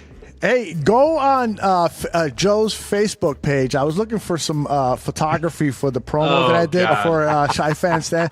We talked about Joe's smile pose in most of his pictures. We talked about that last week. Did we talk about it, or was it after? Maybe it was that. Was that after, Joe? It was in the after show. Was it? Did you put it on, or you deleted it? He's always got that in almost like 95% of his pictures. He's got that look of like, no shit. Every one of his pictures always has the eyebrows up, like he caught someone's baby. Like, look at me. Yeah, I'm holding your. Hey, I don't He's know. always surprised. Like he got fucking 2 Snicker bars at the fucking Halloween house. Holy shit, both? Really? It's a king size. I don't know. He goes and changes his mask. He comes back as Yukon Cornelius. You got to look through these photographs that he's got on his Facebook page. He's got pictures going back to his high school days, and I'm telling you, man, this guy was fucking chicks left and right. He's like, who's the guy from Stern that got the 80 blowjobs? That's him. That's Who Joe. was that? That's Joey Tusker. You know, the fucking jump the shark guy. What the fuck's his name? Will Chamberlain. Baba Booey? No. Tata Toothy. I don't know, but it's his best friend on the show. Bobby's thinking like me. So one of his he does the wrap-up show. Last call. Bears Barroom Radio. Last call. That's one of mine as well, Shane. So oh no, I meant last call is like wrap it the fuck up and let's get out of here. I had some good titles. Joe, how old were you? Joe, how old were you right here? Oh, look at that picture. I was, I think I was like 17. Joe looks like the dude from How I Met Your Mother. Is that Glamour Shots? I think so. Jay, what's his name? How I Met Your Mother. They're tasteful nudes. I want to do a documentary on Joe's life, man. This is the classic Joe face right here. Holy shit, 2 Snickers. Hashtag 2 king size Snickers. That's unbelievable. Jesus. Great stuff. Great stuff. All right, we are approaching 4 hours, and I made it a personal goal to say this closing line before we officially hit the 4-hour ticker here. Remember, Bears fans, if you drink, please do not drive, and always bear down! Bear down! Bear down! Bear down! Bear down!